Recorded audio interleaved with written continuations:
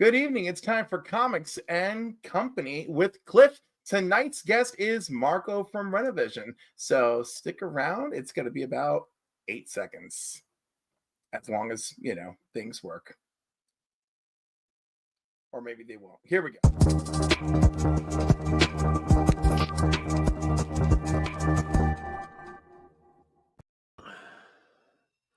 I do love my disclaimer, just in case things get wild. I wasn't paying attention. What was your disclaimer? Oh, you didn't see this?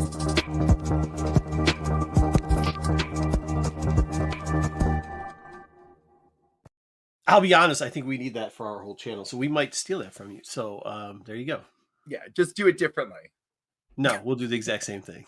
How dare you? You'll be hearing from my people. My people will be in touch with your people. Hey, I mean, I do have a lawyer on retainer. Nobody's tested it yet, but so do I. You have to. You have to. You want Dr. Fish after you? We'll do it with Dr. Dude, I swear, so many envelopes, just so many envelopes.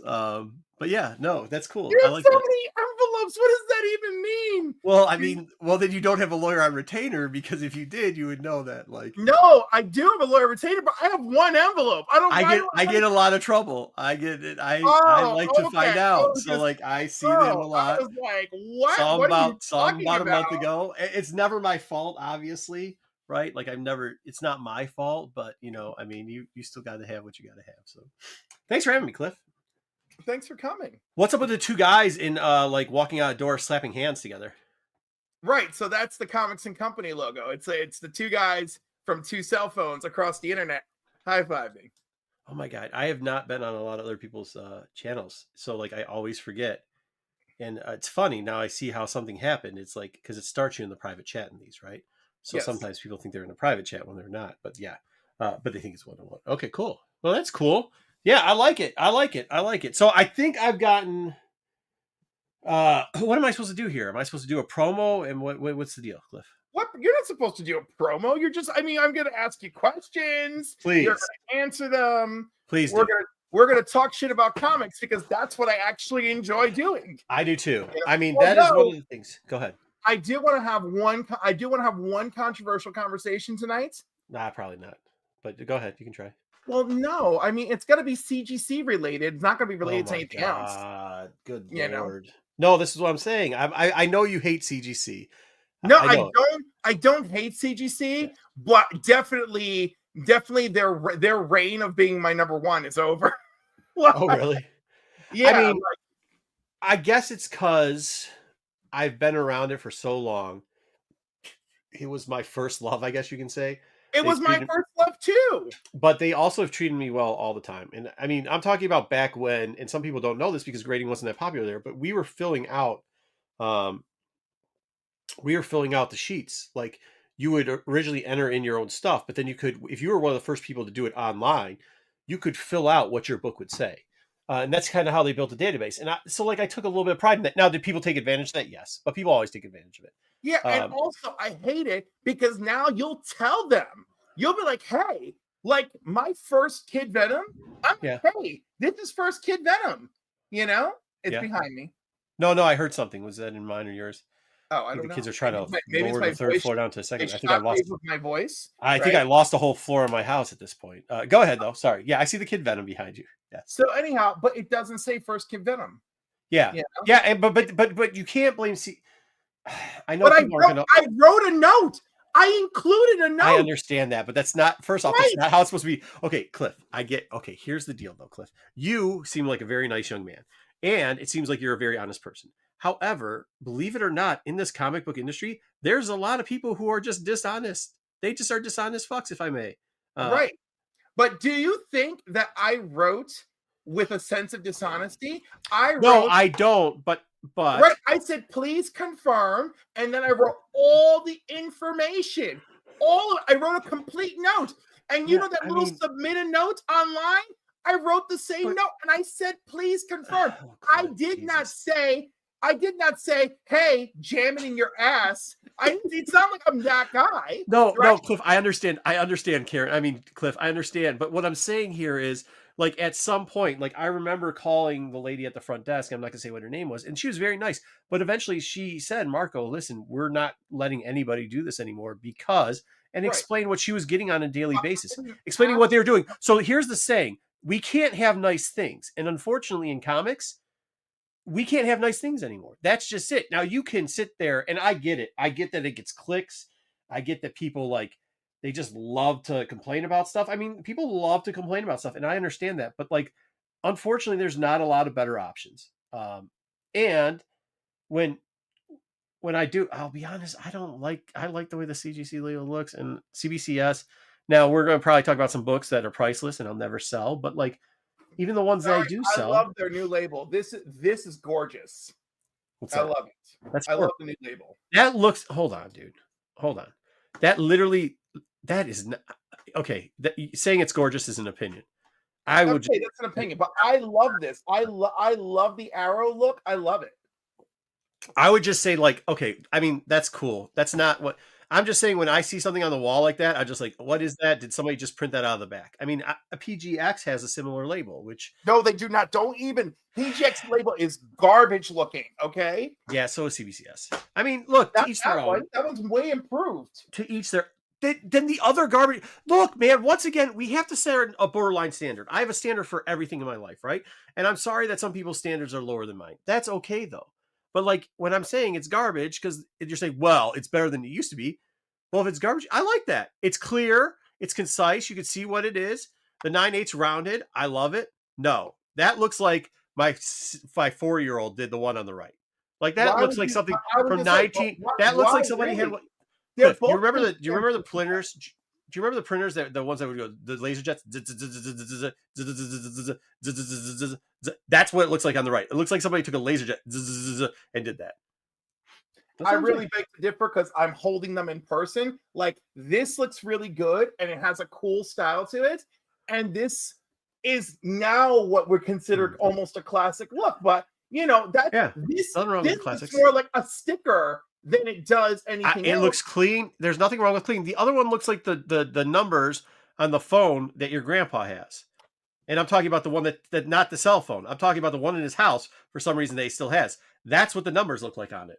Well, if either of my grandpas were still alive, I would talk about it. Yeah, saying. So anyhow, but you know, being that I'm older than you, you know, time passes.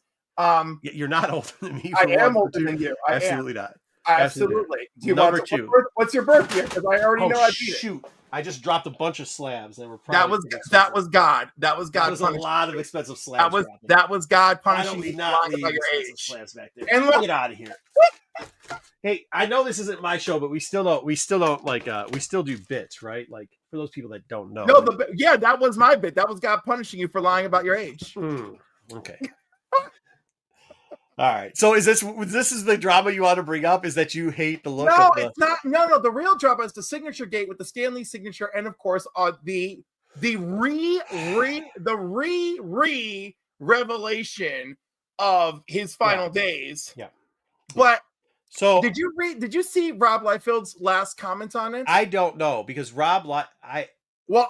He's not a good human being, so I try not to give him. He's a lot of things, right? So I'm just going to say that. I mean, like, somebody should have pulled out and left him on the floor. In other words, yes, that's what should have happened. Someone should have swallowed? I don't know. Yeah, or just left him on the floor. Just like, boop, pull out, boop, on the floor. Well, I didn't. That's a waste of protein. So, hey, if I could eat a cheeseburger. You know. I don't know what to tell you. No, because the amino acids are good too. Okay. I'll just take your word for it. But here's the deal. So if you want to talk about it, if we could start from the beginning, because me and you had a conversation. We actually had a pretty big conversation because you were on our show. You were on Totally Awesome, Coolest Show Ever. Tech, as people like to refer to it on Rennavision. And you brought this up. And I said, hey, Cliff, I think you got to remember, like, back in the day of what happened. And, yeah, I mean, my feeling is, you know, I knew there was a lot of, unfortunately, I was on YouTube at the time.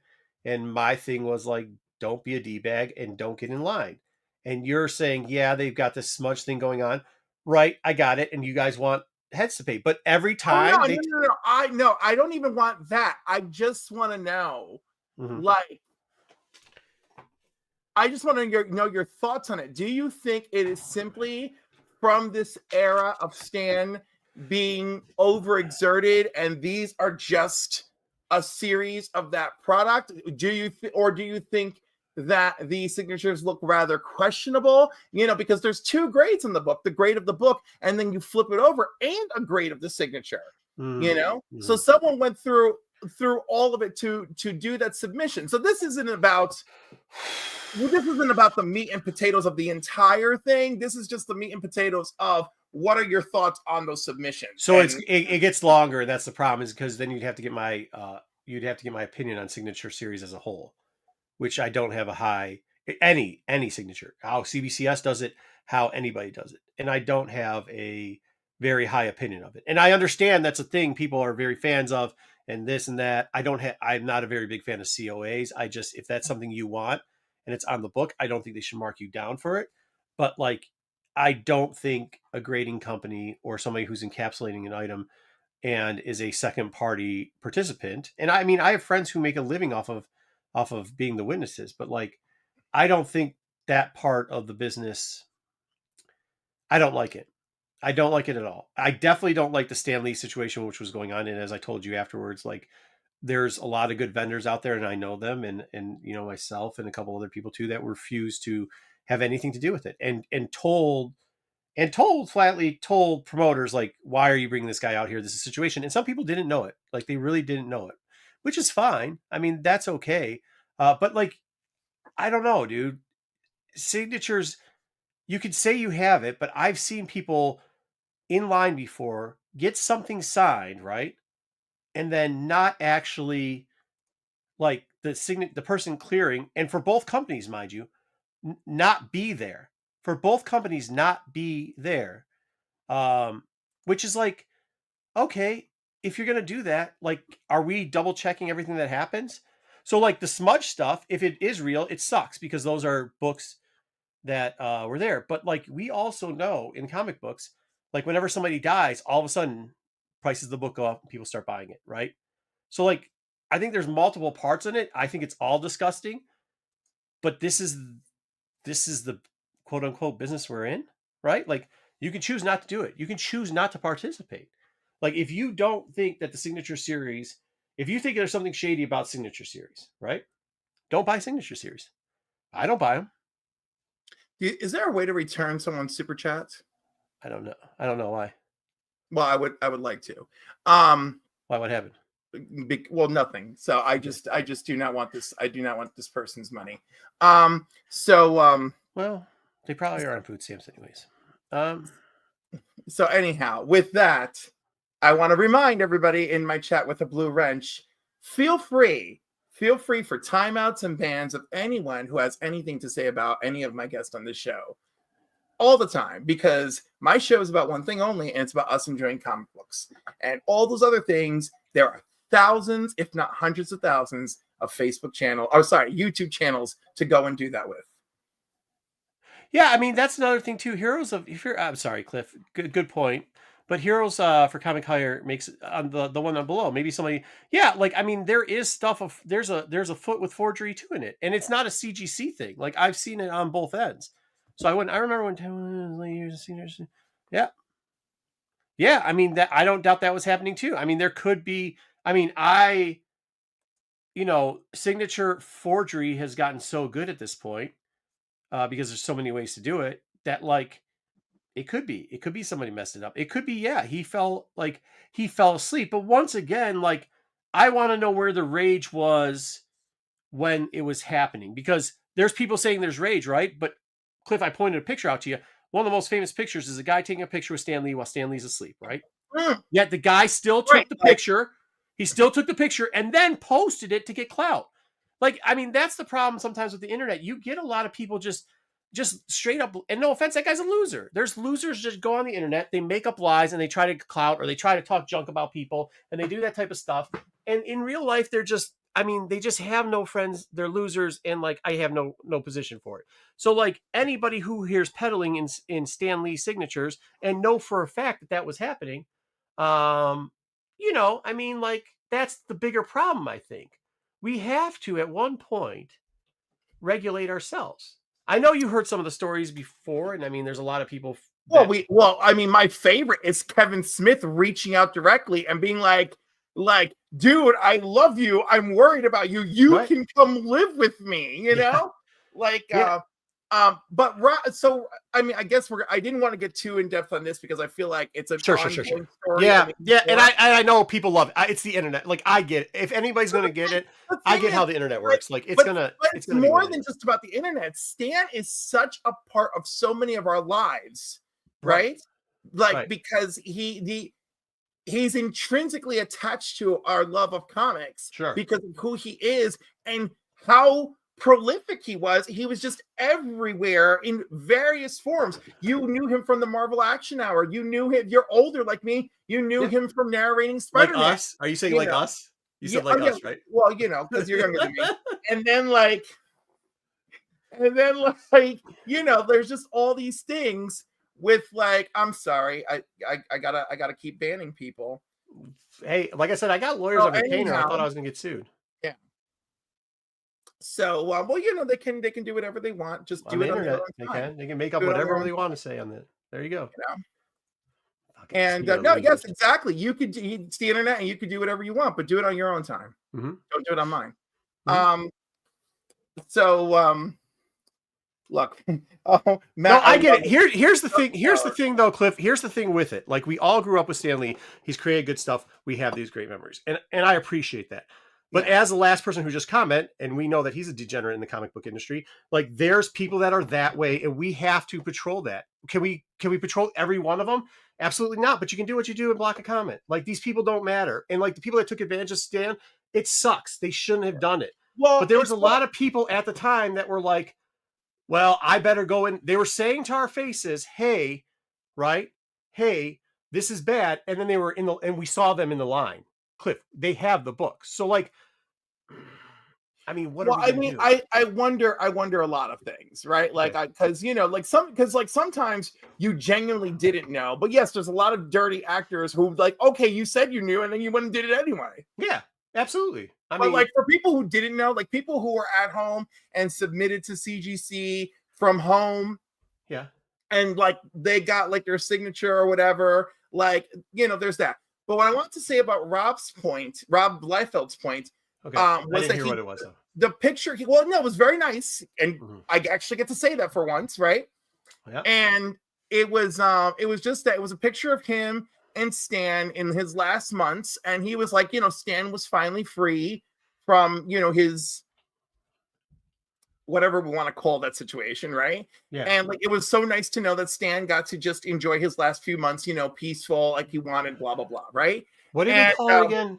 They call it the receivership or whatever. Like, Britney Spears was under it too and stuff like that, kind of like. Oh yeah, that's the conservatory. It's conservatory, yeah. Yeah, conservators, yes. So sorry, hello everybody in the chat. I'm Brian, and make sure you check us out next week. Brian LCS will be on TAC on Wednesday.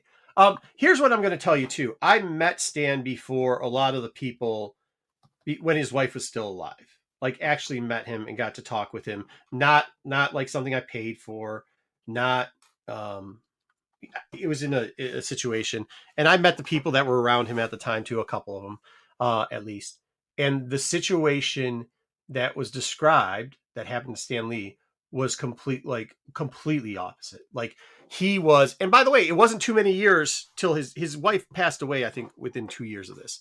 Right. So when she passed away is when everything went downhill. Yeah. Like, I mean, he really did want to be out on the floor. He actually wanted to talk to people. There was no rushing him. He did have private security that he'd have come scope out stuff. He had managers that would be around him all the time, mind you. Now, some of the people, after I read the article and they actually have pictures of the people they're talking about now, were not the people that were quite around him then. And maybe that had something to do with the daughter too. But like, Stan did enjoy, some of it was he did want to be out there all the time. He really was enthused about comics. He would come and talk to you about it. Like, in the middle, like, he has a signing, he's taking a break. You'd figure he was still old at that point. I mean, he was, I don't know, how old was he when he died? 93. So he was still in his older 80s when I had this experience with him, and he was just I'm digging in a box, and he's just shooting the shit. He's just shooting the shit, man. And like 95. He was 95 when he passed away. Yeah. Oh shit. He might have been in his somewhere. He's in his real late 80s or 90s. Well, I am positive that I saw him when he was 90, and the man was almost like bopping around. He was bopping around. Yeah, no, exactly. that's exactly how he was. And like he wouldn't be taking breaks and everything else. So to like when you sent me stuff to read up on some of it after we talked, and what did I say? I was like, I can't look at this, and I can't read it. Like, and that's and like, no, it's hard. I am the opposite person. And like when I was much younger and I was going to the gym and training a lot, I had a personal trainer who was like making his way into WWE, right? Sure. And him and his brother had a pill addiction that I didn't know about. And then he passed away. And the WWE gave him a nice like placard to remember him, right? And but his brother made a two-part documentary, right? That he was filming while he was alive. And I remember one of my friends who went to the gym with me was like, he goes, I love Mike. I can't look at this. I can't watch it. And I was like, I will watch it with you. And he's like, you are stronger than me, you know?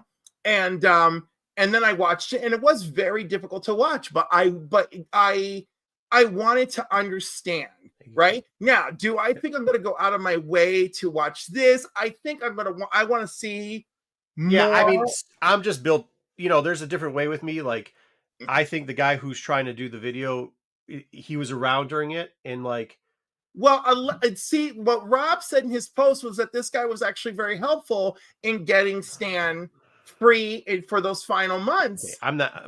I don't really know. Rob says one nice thing. I mean, and you don't know if he was paid for the interview. What I'm saying is, if you I want to know more information. I'm certainly not jumping to back it, right? Cliff. Yeah. Hey, what's going on, Thomas? Here's what I'm going to say. Here's what I'm going to say. And I don't expect everybody to do the same things that I do. But if something's not right, and you know this, I've gotten a backlash for it, I will tell you it's not right. Now, if whatever the outcome is, good luck. People are not going to like me. They're going to whatever. They can do whatever they want. But I think if you're in a situation like that, in a major situation, and you're not willing to just go, hey, man, like, dude, I mean, Cliff, if a friend of yours, like I have, like this year we've had in the comic book industry, people that you probably don't know, but people that are pillars of the local communities throughout the Midwest and the East Coast who have passed away, right? And those people, like if any of this ever happened to them, I'm the first one, right? Like there's no way you're letting it happen, right? So like in those situations, and you got to call some of the people out. How can you say I was okay because I was helped? No, you aren't. Because if you saw it happening, you didn't call the cops. AARP, not to make a joke, but has got a line for that where you can call them. So don't tell me you tried to do everything, because if you did, you would be a Kickstarter asking for money. You may have tried to do everything you could have, right? Everything that you knew how to do at the time that you were present, and I'm just saying, and it's much easier for us to judge when we're older and we have more experience, right? No, I don't. So like, it's like, I'm just saying, I don't like it. I want to start there, right? But I want to give this person the benefit of the doubt first before I go guns blazing. Like I'm not going to bury the kid either. But what I'm also going to say is it's not going to generate my time, because if you're begging for money on the internet, like, oh yeah, no, listen. There's a certain. It does, no pun intended, it leaves a bad taste in my mouth, right? But why is that a pun? You've never had a bad taste in your mouth before? You've never eaten some food that just wasn't that good? Right, food that wasn't that good. Very nice. All right, now, so that's a serious note. So now that we're past, I guess it's going to be a pretty serious show, but no, it's not. We're going to get right past that. I want to know. I like to ask questions of my guests so we can get to know them as a collector. So for you, what was the worst book what's the worst comic you read under the age of 30? I don't know if it's under the age of 30, but I have a friend, and I've unfortunately read some of the crossed stuff. It's probably arguably the worst thing I've ever read before. I I get why it's done. It is disturbing. I don't think I ever need to see it or read it, but I have a friend who would literally go around while we're digging. Is like, oh yeah, here's that first appearance, and he'd pull open the book and then go, and he'd keep doing it till I kept reading through it. So I would read them every once in a while, but not. I mean, those are probably those cross books are. I mean, dude, since you put up the warning, like the first page he ever showed me was a guy getting banged in the mouth with like a leg, getting a cock in the ass, and then having a baby thing hit him while all this other stuff's going on and blood spurting everywhere. Like, it's not my style. That was the double page spread in the middle. They didn't just jump right into that. Yeah, well, that's what he would do. So he would go like this. He's like, here. Oh, he'd go like, look at the double page. He'd be like, oh, dude, check. He'd be like, oh, check this out. He's like, oh, dude, hey, do you know what this first appearance is? And that would be the first appearance. And he would keep going through the whole book. And whenever we dug him out, he'd do it all the time. So I guess like that or Absolute Batman would probably be oh, wait, you said under 30. Sorry. Oh my God, I love you so much for bringing in Absolute Batman. I am probably right there with you. I'm right there with you. Everyone who tells me they're in love with that book, I'm like, you're under Batman hypnosis. This is Bat hypnosis that you're under. There's a book and it's bad, but I love it's bad, but I love it. And this was under his 30. His local guys are trying to get it off. It was called Killer Burrito or something like that. And they did a series of 5-part. They were always at the local con, and I'd always get everybody there. And it was terrible. They would just use a lot of puns, and it would be like a burrito gets blown up. Killer Mutant Burrito, I think is what it's called. I'll get you the real name later. I've actually have probably 2 runs of it because it's only a 5-part set. But they would get like Tony the Tiger, but it wouldn't be Tony the Tiger, and he'd go on a killing spree, and the Mutant Burrito would save, and all this like 90 pun stuff. And it was pretty bad, but like I kind of like that stuff. So like I think everything in comics has its place, right? I know the art of Liefeld, because you brought him up, is not the best. But then again, Miller's never had good art either, and people let him slide for a bunch of years. I gotta tell you, he's got this one book that is phenomenal, right? And it's like I can't remember because like I guess, but it's like an art book version of it.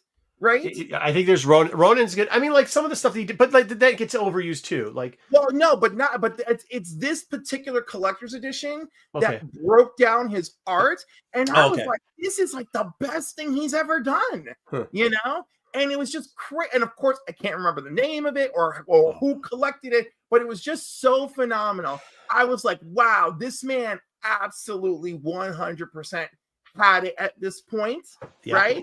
Yeah. And I was like, but that's definitely over. Right. Like we've left that behind.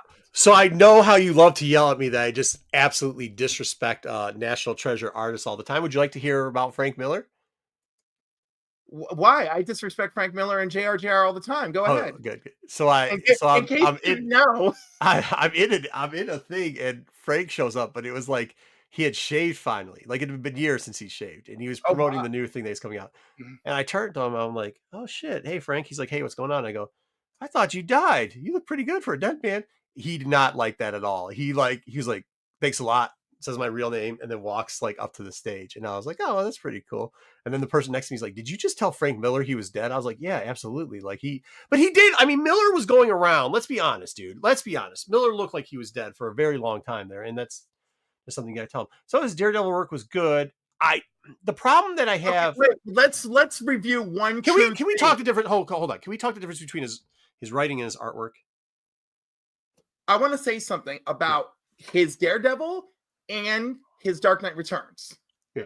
He had Klaus Janson right there with him. I want to remind everybody about that. I want to say that. I also want to say, hey, Wellbore. Wellbore Brad, as a storyteller, excellent. And his ability to move story on a page is there, though I don't care for the great job. What on earth is this? Anyhow, his ability must be a truck stop. It must be his ability to move the story on a page, right? Mm-hmm. And keep going, you're good. Yeah, I mean, I like it, but that's what I'm saying. Like, he always moves his stuff. The problem that I have sometimes is when he gets like, and you saw it with Kirby sometimes too, right? Like Kirby sometimes, especially when he was doing like the cow IG stuff and stuff like that, where it gets bigger, right? And he gets all this stuff and he does these half-ass buildings in the background. And you could tell he was just sketching out some of his stuff. The storylines were still kind of being there. He was still doing art that was moving around, but you would actually see a donation, like a part where he just like, you're like, dude, what is this? But he would do it all the time. And then some people would be like, oh, well, he's the greatest. And I love this book. And you're like, well, that's one of the books that he really did a crappy job on.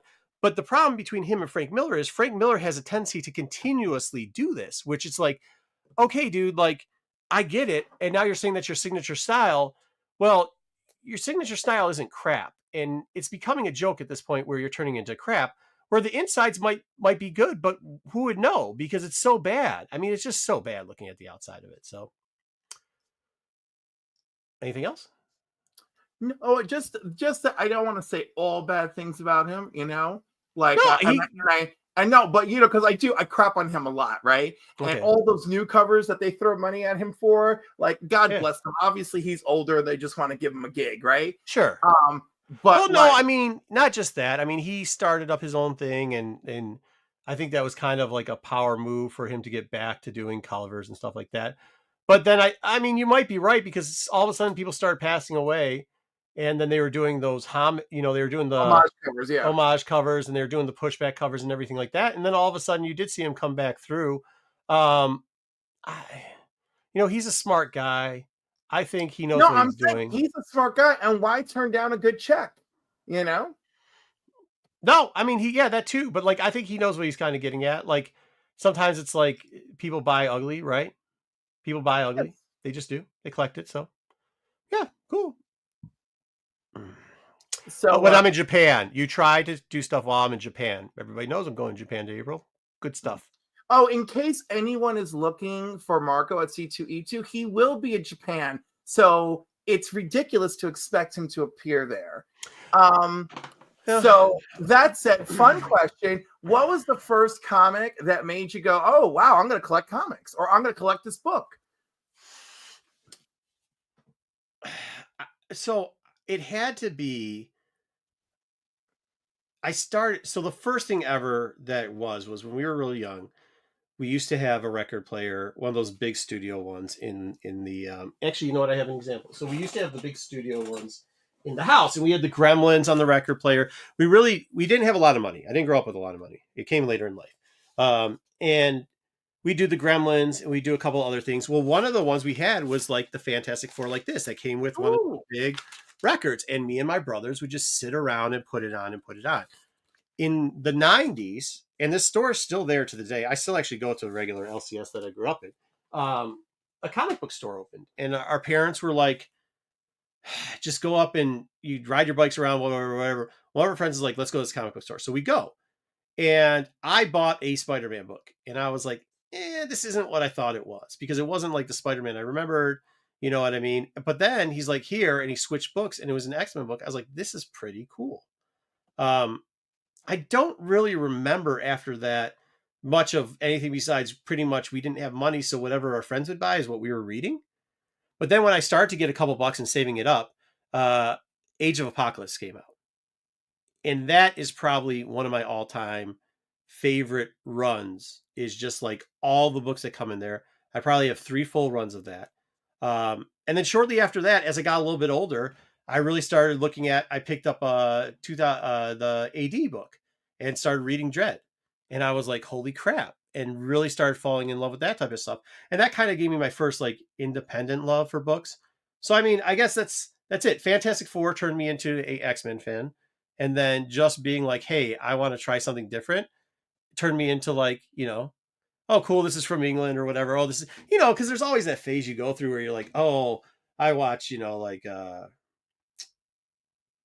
because you're around the time, but like, what was it? True Romance, or like I watch, these movies that are not like the main hits because whatever. So you do it because that's kind of like the people you're hanging out with. And when I was like, well, what's up with this? And nobody had heard about it before. So I was being the cool kid reading this English magazine comic book that had Judge Dredd in it. And that's really what I started. And then my youngest brother, I had to start taking him there, and I have affinity and this is a spoiler alert later, maybe. Well, maybe I won't. I was going to do it, but we'll get it out of the way so I won't show it. But I have affinity for this series right here, X-Men 2099, because Oh my my younger goodness. brother.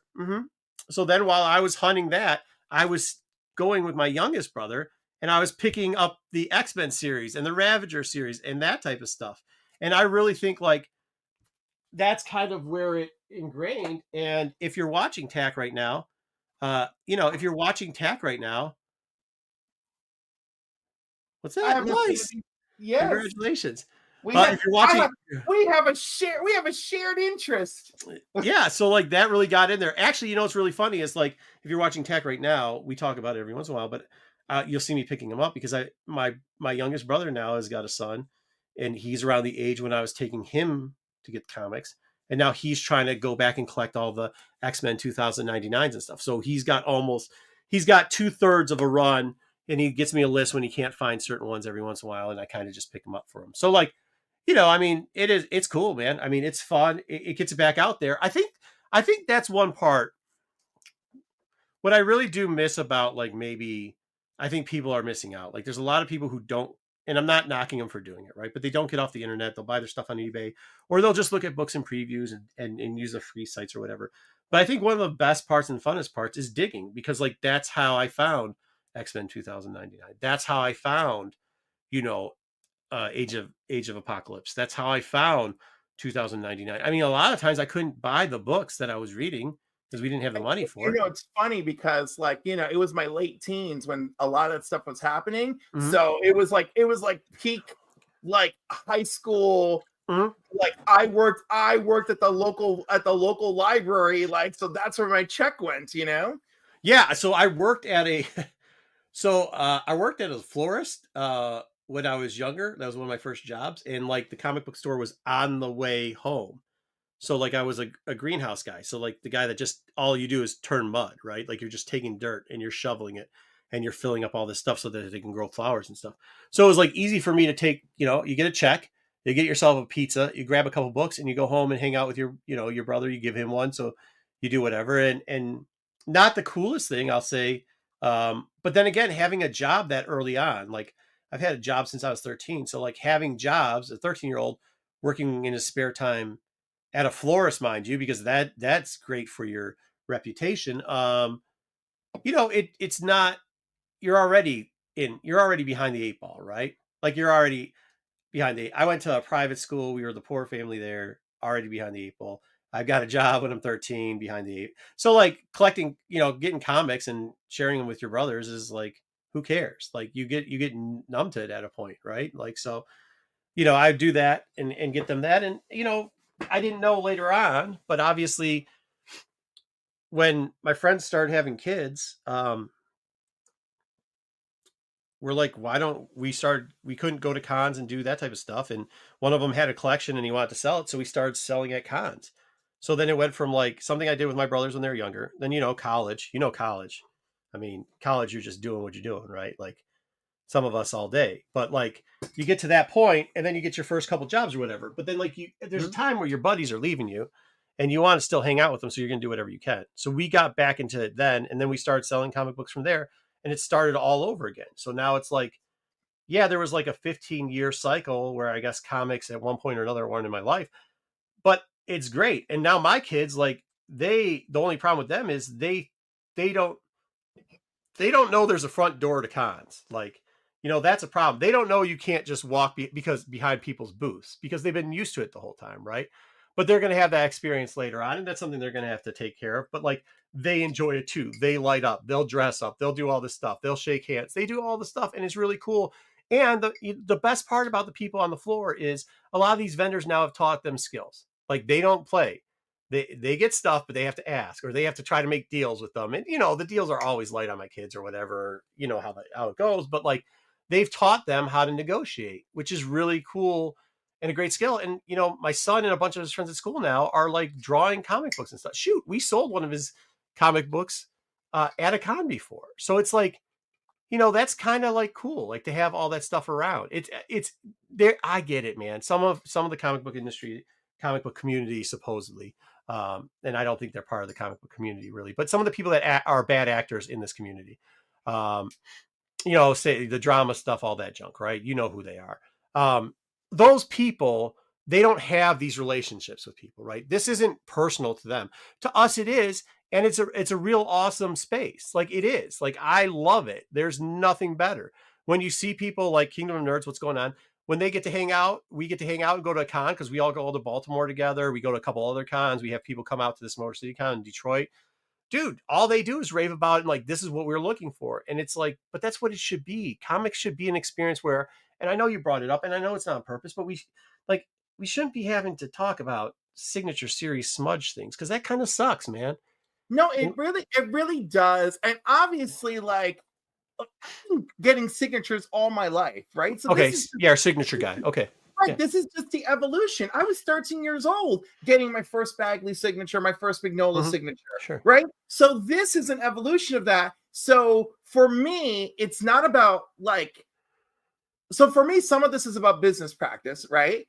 But the majority of it is like, but I'm the collector, you know? Yeah. And like, this is my treasure, you know? And so like, I don't know. It's just like, and then of course, like, I'm like, I wouldn't, like, there's so many reasons why I wouldn't want to buy that, you know? Yeah. Like, and I'm kind of like, what is your mindset to go through with this? I don't know. I agree. But I think like, there's always cruddy parts, you know, like people get, I swear to God, every time the Liefeld name comes up, and I won't do it on your show, but I bring up. Don't worry, I'm not a big fan of him either. No, but there's stuff that I know that I've heard him say when he thought people weren't listening, and it's not great. Whenever I would talk about, remember the Twitter DM battle with Scott Snyder and during the New 52. No, because I'm not on Twitter. I've never been on it, so I don't. Okay, but dude, it like I was gonna say, but it made comic book news.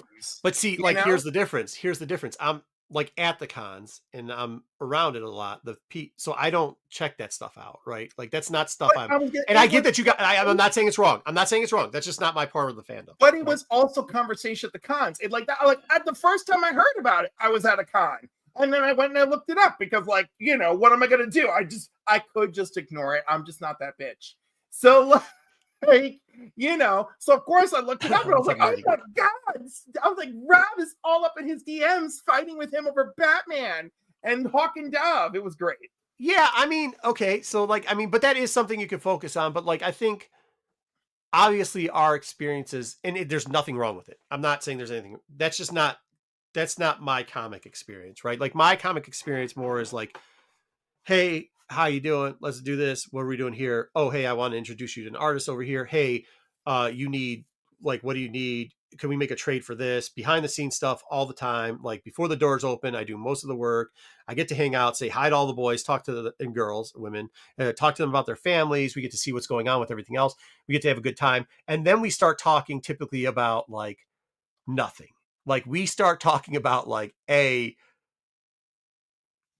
jokes, like, about your kid's baseball team. No, not that. About Dark Hawk and like about let me. That's when a crossbook comes up and stuff like that. No, but let me tell you what happened to me once, right? Yeah. Like I have met Ron Mars many times, right? And he lives near Albany. He's often at Albany Comic Con, and I've seen him since like I was 17 years old. That's 30 years of me encountering him.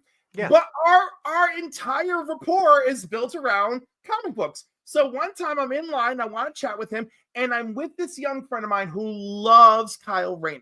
Sure. Loves him, right? And my young friend is like 20 at the time, right? And he's dying to talk to him. And the dude in front of us, like, their kids play softball together or something, right? And I was like, oh my God, this is never ending. I was like, I've got nothing on this. I have no dog in this fight whatsoever. There's nothing I could do to edge my way into this conversation. Yeah, I've got nothing. So we just stood there, what felt like an eternity. Right? Yeah. And then finally the guy's like, yeah, well, I gotta go. And I was like, God, Jesus, thank you. Yeah, I mean, that's, that sucks. But like, I mean, that's it. I've never waited in a line. I'm not saying it like this, but I'm just saying, like, I've never waited in a line. Like So like my experience has the been. thing is, like there are times where I haven't waited in line or I haven't had to, but there are other times where it's like, well, you know, I got there at 12 o'clock, so I got there at 12 o'clock, right? Yeah. So you end up waiting in line. Well, no, you don't, because I don't come in the front door, so you don't wait in line. But you can still wait in line even if you came through the back. And don't get me started on coming through the back. Oh, slow down. Pause. Okay. First off. Anyhow, first like off, sometimes that I will enter through the business door. Let's call it the business entrance. Yeah, right? sure. Although my God, the servant's entrance is a different thing. Not the time.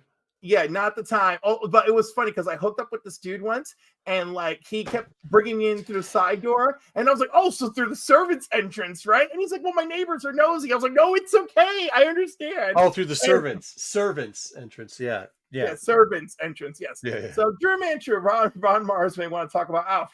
I don't know. I've never tested the waters on that, Drew, and also good to see you. No, but yeah, I get that. But here's what we do talk about.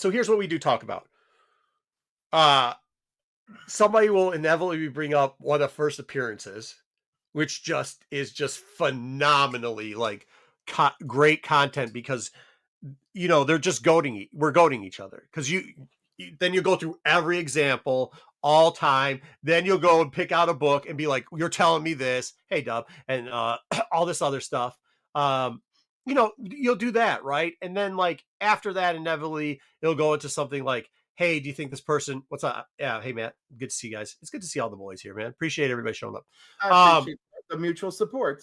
Yeah. So, I mean, it's, you know, we usually go through talks, like Dub's one there too.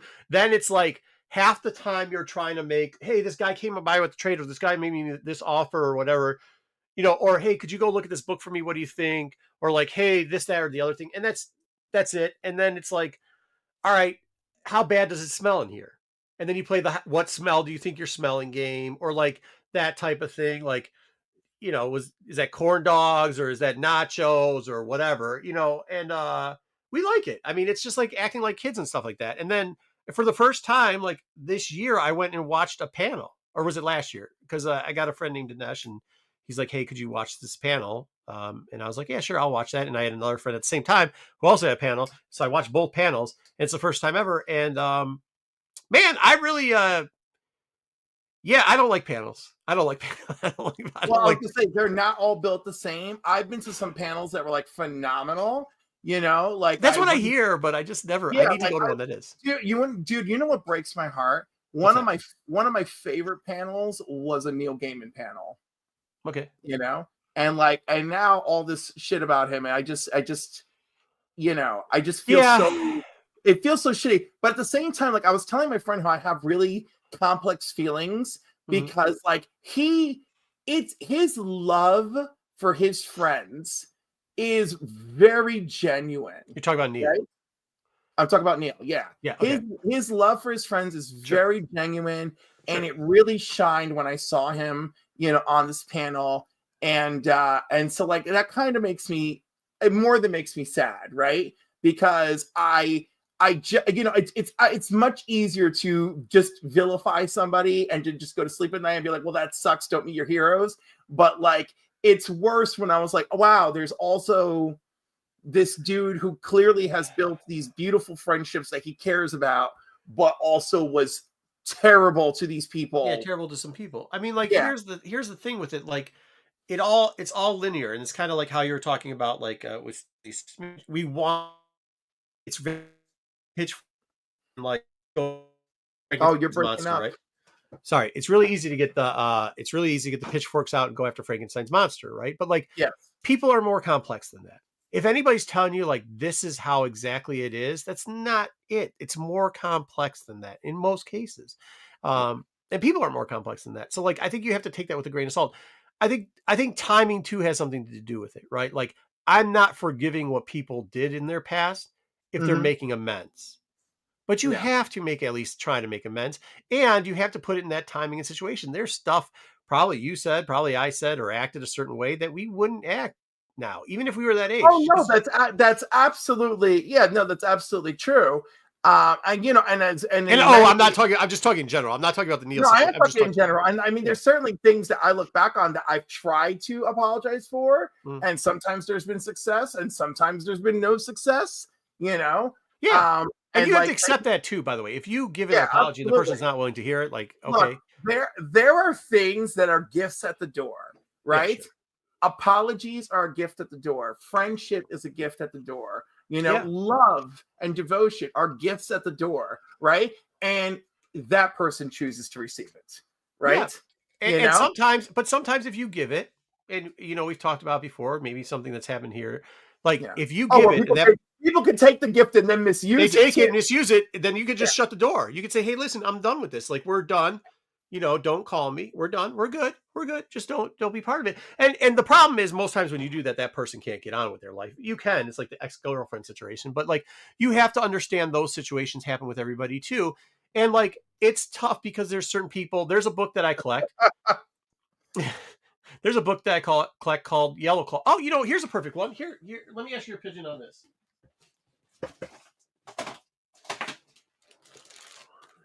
I have multiples of this book. This book is not, and I don't. Right. You know, this book is iconic and awful, right? It's convoluted. Yeah, it's right. It is truly a product of its time. It is. It is. And like, that's kind of, and another one that I have probably over there someplace too is Yellow Claw, which is not, it's not a, like, if they made that today, it's not appropriate. It's not appropriate, mind you, to say like, oh, this is the sweetest thing forever. But there is a historical tone for it. And I don't think the people that were in charge of that, doing that, were doing it in a manner what they thought at the time would be offensive or it would be wrong. So do we Frankenstein monster them? No. And like, sometimes we have to take that if people are willing to give it. Now, there's a lot of people that are like, F you, I don't care. I'm going to do what I do. Why are you trying to cancel me? Blah, blah, blah. Right. Well, also, you got some, but a lot of those creators is like, wow, well, when I look back at that, boy, was I naive and like, you know, understood, you know. I went to, there's a guy named Peavy. He's got a weird first, Dave Peavy. He does Dogman, for the people who've ever heard Dogman or Captain Underpants. He wrote a book, and I've read it before. It is about a couple cavemen, and they say some things in there that after 10 years of him writing it, it does not sit well. You know what he did? He got them all pulled from themselves, said he was sorry. Now, if you choose, that's your right to not take his apology, and that's your right to say, okay, bad. But like, he apologized for it. He pulled it. He did everything he could. So I would suggest that at that point, you either move on and accept his apology or you don't. And I think there's place for that. I think we have to allow people to apologize for things. And we have. Let me give a special thank you to JSS for his pure-hearted contribution this evening. Appreciate it.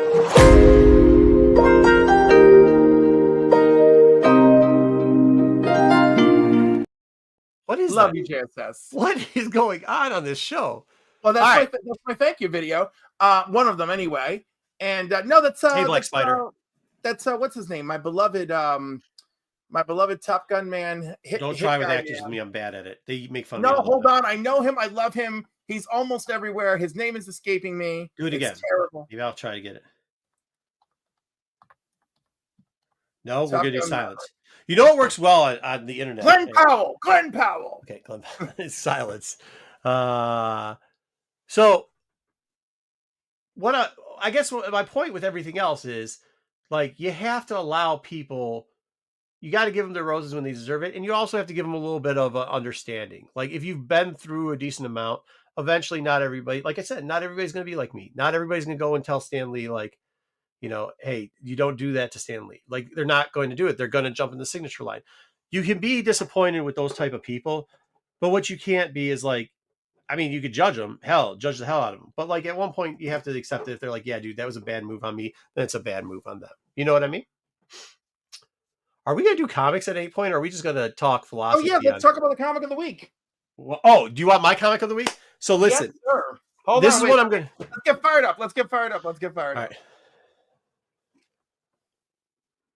Boom, boom, boom.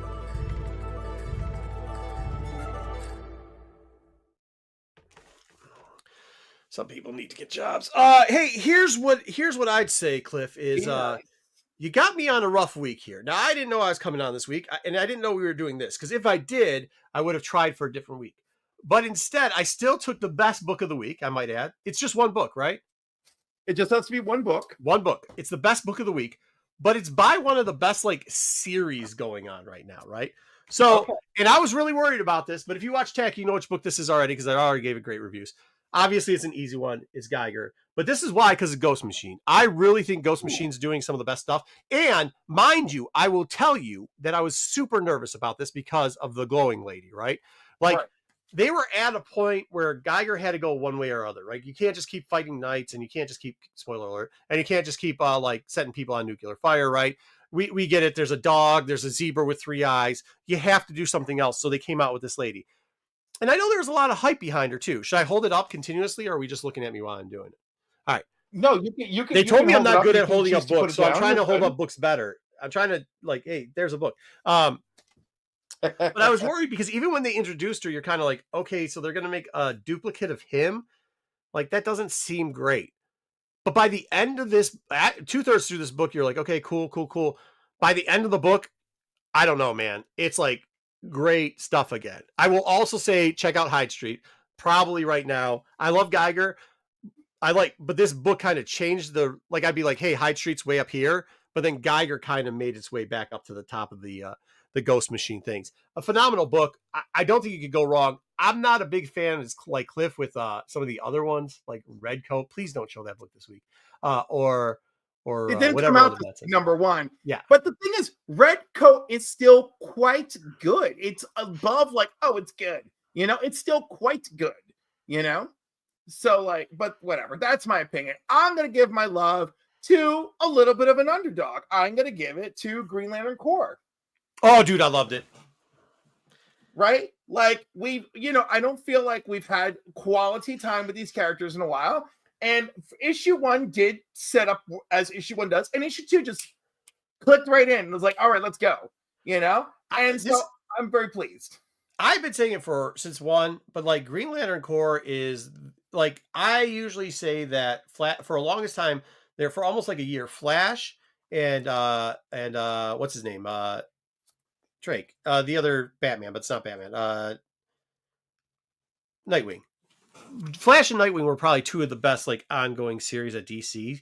But I really think, yeah, I know. And then they kind of start to fall off. And just as hey, what's going on? My Bargain Comics. Hey, got a story about you later. But here we go. So like after a little bit of that, right? We start to get now. We got Green Lantern, which is just a phenomenal read that you're going to go in there, and that's probably number 1 overall. Is with the Green Lantern stuff. I would say that a lot of the other DC stuff probably takes a back seat to the core stuff, and even the other Green Lantern stuff that's going on. Well, what's the other one? It's not Wonder Woman. There's another series now that's taking over, and I enjoy it. Wonder Woman for me has been phenomenal. No, it's not good. I don't know. What is it? What is it? Because she slapped her mom? Are you one of those people? No, I don't care about that. It's just not. I don't know. It's just different taste. Dude, Wonder Woman is like one of the best put together books in a long ass time. And I have issues with Tom King for other stuff he's written, but this has been very solid. I don't know, man. That's an opinion. I mean, that's an opinion. You can have it. I'm just not going to agree with it. You cannot agree with it, but I'm just saying I do believe statistically I'm more than right. But the art, back to Green Lantern. Art. Look how gorgeous. Look at this. This is gorgeous. Dude, it is. It reminds you, I said this the other day, but it reminds you, and I hate to do the similarities, but it reminds you of good Marvel space, right? Like when Marvel does space well, like with Annihilation, or when they do space well with like even like some of the Starjammer stuff that they did early on and stuff like that. It's the art that you remember it being good like that, space going there, what space should look like, I guess. Almost like a nostalgic region, and not even from that long ago. I'm talking about like some of the stuff that's nostalgic for is like 2008-ish. Like, but it just has this great clean feeling to it. Like the characters come front and center. I enjoy it. I enjoy it. Even Vox with this big head blowing up, like it's all great. Spoiler alert. It's all great. You know what I mean? I like it. I think you're dead on with that one. That is probably one of the 2 top books of the week. Yeah, nice. Very nice. Very nice. All right. So Should we move right into our Bussy Busters? So I got something for you. You've tried to explain this to me. Then I had to have the boys try to explain this to me. So I hope I did it right. But yes, I hope you just watched this clip.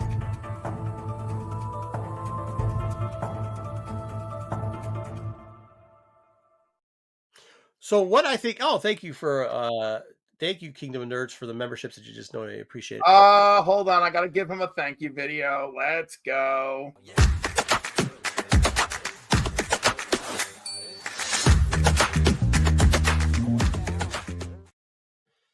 Well, you sure are a perv. Here we go. Wait, hold on. Let me give a shout out. Legion of Comics, congrats. Ryan Riley, congrats. Guadalajara Slots, my man, congrats. Philtastic Comics and Art and Matt Likes Comics. You've all been gifted a Cliff on Comics membership. Thank you. And thank you, Kingdom of Nerds. Bruce, you're great. Bruce, you're awesome. So they are telling me that this is a boy vagina busting, which would be an asshole, right? Mine hasn't. So what I decided to do was show you a book that would probably bust your bussy. This is a showcase, number 4, 6.0. Oh, wow. Now, all the books that I have here have a theme, and it's a theme of a story. Did I do that right? I did that right? Yeah, I thought the theme was lower grades. See, cool. Well, it is lower grade. No, it's lower grade. Know I'm fucking around. I love that book, Barry Allen. So yeah, it is. It's first Barry Allen. So what's cool about that book is, so like I told you that me and my friends, like once they started having families and stuff, we kind of got back into comics, and that kind of kept us together in this pretty cool group. And then we just got bigger because everybody thought we were fun. But I bought a toy collection, and not like a Marx Toys. For those people that don't know, there's a company called Marx. They did like Army Men. They did like all these base type sets and stuff like that, and they'd sell it off. And I had bought this collection. And it wasn't a cheap collection. It was something like $5,000 to $6,000 for that portion of it. And while I was going to pick it up, this guy said, "Hey, do you like comic books?" I'm like, "Yeah, man, I like comic books." He's like, "Okay, cool." He's like, "We got all these boxes in the basement. We don't know what to do with them. Could you just go down there and look and tell if we have anything?" So I start opening it. It's Comics Illustrated, right? Oh, wow. And then there's some water damage books, and it's in like big, like clothes moving boxes. And I'm like, you are telling me like old Comics Illustrated, like early. Yeah, old Comics Illustrated. But still, at the time, you got to remember, this is like a long time ago. So this is like, this is back when they were dollar bin comics. Yeah, before everything got popular. So I'm looking through, I'm like, oh man, I don't know. And then I open up one box, and I'm like, okay, this box is kind of cool. It's got some superhero stuff in it, but it was still like, what happened was the water caused a paper mache. So it had gotten comics stuck together, and then when it dried out, it caused this paper mache effect. So you didn't know if any of the comics were good or not in it. So I was like, and I'm not gonna say how much I spent for it, but I was like, all right, well, what do you need? And they're like, well, this is the deal. If you're interested, we need them out by now. And I'm like, well, this is a mess. I'd have to go through it, blah, blah, blah, blah. I was like, how much do you want for it? And I was probably the biggest spender because I had bought all this. It was more than just Marx Toys, but it was a bunch of stuff. And I was going to do good on it. And they're like, well, will you do 6,000? I'm like, absolutely not. It's paper mache. Like, what are we talking about here? So I spent not even a portion of that. And they're like, cool. So I called up some friends. I'm like, hey, listen, I've got 24 hours. I need you to drive an hour and a half, bring a crap ton of long boxes, because we're dumping trash the next day. We're dumping everything on the front lawn. We're not keeping. Need to go. So I get my employees up there in the meantime to grab some of the toys to help me out with that. On the front lawn? No, but they do pickup. So they do street pickup. It's in a suburb, so they do street pickup. So this was okay. So at this point, were you at your house or the dude's house? I was at the people's house, like people's house where I was buying the stuff. You have people come. Their garbage day is the next day. That is the plan, and it's like the plan is like, hey, we're gonna see if there's anything left of this comics that are worth anything, and we're gonna just take everything, the rest, and put it to the curb. Yeah, I paid so little for it. They're like, yeah, you can leave it there, but they were like, yeah, it's junk. Mind you, the basement had flooded maybe multiple times and over lots of years to create this paper mache thing. So we're going through it, and I get them in there, and I have some employees, and I called them up and I paid them to help move the toys out. So they moved all the toys out. While I was waiting for the hour and a half drive for my buddies to get there, I'm like, hey, let's just start splitting up these. And if there's any that you find are in good shape, do it. And I tell one of them, who's an older guy, and I said, hey, if it says like first appearance or anything like that on it, please just put it to the side. And he goes like this, and he throws the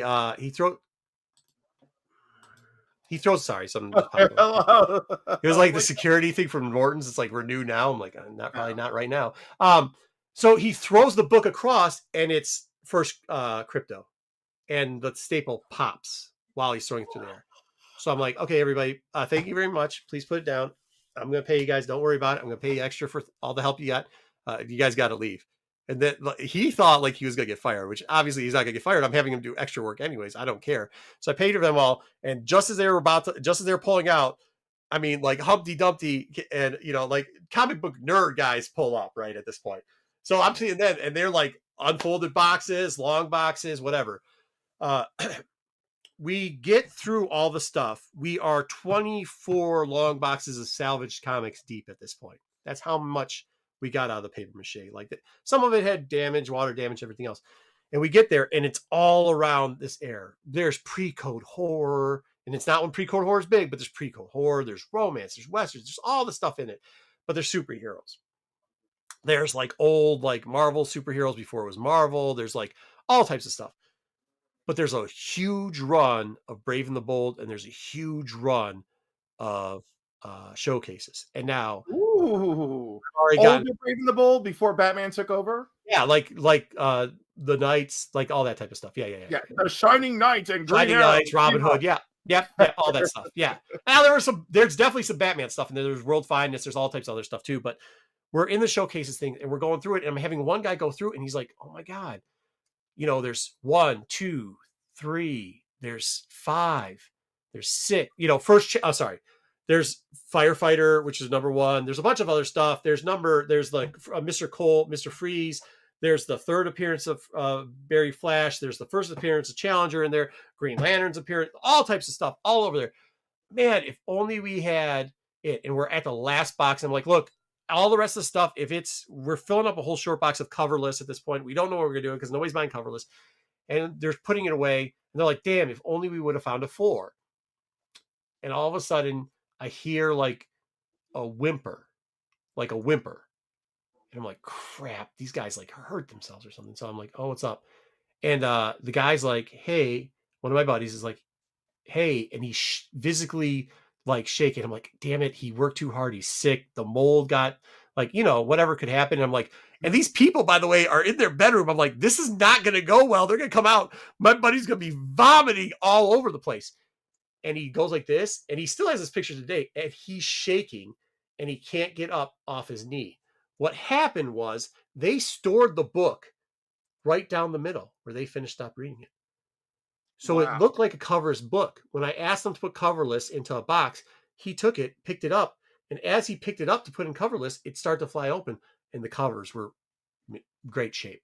Folded it over, but he couldn't get off his feet. Like he was holding it like this and not being able to get off his feet. So I mean, he got pick of the litter out of some of the stuff. He got a bunch of the SOTOR books out of that. I mean, they helped out, so they got to pick what they wanted. One of them got the first Martian Manhunter. Just take care of your friends. But yeah, so that's how that book happened. And that is why it's like always one. And like, that's something we talk about at cons too, like all the time is like, hey, remember that time? And then we keep showing the picture around of OG Chris and like, hey, OG Chris, you got that picture of you like shaking? And he does. I mean, he's told that story and sent it out to a lot of people before too, when I'm not around, but I figured you'd appreciate that book. It's an all right book. I didn't go to the safe for anything. It's a great book. Yeah, I mean, it's an okay book. It's pretty good. It is pretty good. So that was my Buscliffe Bussy, I guess. How did I do? You did pretty good. You did pretty good. Very good. You did very, very good. Now, if people watching my members only video will know this book, but my big Bussy Buster is Action Comics 267. So Action Comics 267 is the third appearance of the Legion of Superheroes, the first appearance of Chameleon Boy, Invisible Kid, and Colossal Boy, and Supergirl's first offer to, audition for the team or whatever you call that, right? But Red Kryptonite ruins it for her. But obviously I'm a big Superman family fan and Legion fan, so like I'm Superman and Legion focused this year for my mini grails. So nice. It's great. It's actual first appearances along with a third appearance. So but hey, you know what? I think third appearances, depending, right? Like we're not saying it gets weird. I think people are appreciating this. You see it a little bit more now, more than the comic book market like 2 or 3 years ago. And prior to it, like second and third appearances or team up appearances were really something, right? Like it wasn't like something huge, but it's like something worth collecting because you get bored of collecting the same stuff too all the time. So good on you. I didn't know we were supposed to read the whole label. So I'll do that on the next book. Yeah. Oh, well, no, you don't even have to read the whole thing. And obviously when you showed up, we know that's Barry Allen's first appearance. Okay. Yeah. I think there's a little bit more to it than that. There are a few uninitiated here knowing it's Barry's first appearance. This, you have to read it because, the cover, Hercules showing up mad at Superman, doesn't say third appearance of the Legion, introduction of 3 Legion members. By the way, I found that book, too, for A Song and a Prayer, the first Legion book, which is nice. Yeah. But I didn't bring that. No, I one day I may get to first Legion status. I think it's more and more, unfortunately, with some of these books too. I think it's harder to get them, but I will tell you, those type of books are kind of leveling out. Like there's a gain where it's a certain percentage every 2 years that the book's usually appreciated, and it's getting back now to the point that that's happening. But low grade's better than no grade is what I always say, and you can always trade up. I think that's like a lot of the times how I got AF-15s and then sold them when they got higher grades was I get a very low grade, trade in cash, get a big enough grade where I thought was big enough, then go back and buy another low grade copy of it and keep doing it. And I probably turned 3 or 4 of those at that time. Now they're so out of hand though. I mean, it's tough to do that anymore, but I think you could do it with other type of books like that book you just mentioned. So also, I'm very happy with a 6.0. Oh, nice. Absolute Geek out of membership. Yeah. For a 1960 book. Yeah, I mean, for a 50s book, I'm really excited to have a 6.0 too. Yeah, the one that I'm most jazzed about because it's the only one of its kind in the census, and is this 8.0 from 1949 that I grabbed. I like it. You know, so obviously there were a cajillion of these in circulation at the time of release, but when I looked this up after I won it. And it was the only. Is it amateur restoration? Is it amateur restoration? But it's literally the only slab of this comic. Yeah, for sure. On the census. So I was like, well, damn. Do you know what the restoration is on that? It is has it been touched? Small amount of color touch on cover. It's been That's touched. it. Yeah, that's not. And dude, most of the time it's color touch. That's it. You know? I mean, well, that's amateur restoration at its finest. Yeah. And I wouldn't even consider that amateur restoration, because once upon a time, like when this all started, late 90s, right? I know people who did professional color touch. Right? Yeah. I say amateur, but you're right. Professional. Yeah. And then, but then the thing is like, run a black light over it. You could see stuff was done. It's like the trimming thing, right? Like trimming wasn't a thing. And now they've perfected to micro trimming. For those people that don't know, people would trim the book to make it more square and even. And it wasn't even. It was just it originally started off as like an eye appeal scenario because it was, when you bag and board it or whatever, it didn't have anything to do with like getting a higher grade on it. It was literally what people wanted. It made the book appear more because you wouldn't have the fray edges. And then, obviously that's now, once again, like there's always going to be bad characters. So like somebody went too far with it. Right. Exactly. And that's why we are where we're at. But that guy who has that giant vault of comics. Who? I don't know. He has a CGC vault or something like that, or whatever he is. Let's call him CGC Vault guy because I don't know any better, right?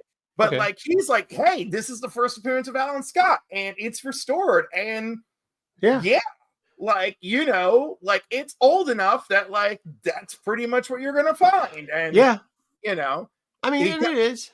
I mean, it's you're good. I mean, you got to take it for what it is. I mean, does that mean the values are the same? No, obviously, but kind of like your third appearance, like there's still value in things. I do feel when it comes to Alan Scott's first appearance, right? And we're talking about a restored 7.0. I think the price variation is gonna be close to none, right? Because we're still talking about the first Alan Scott in a 7.0 with some. No, I mean there's a big significance between there's the big significance between. Well, no, there is normally, but do you think how many 7.0 first Alan Scotts are there to begin with?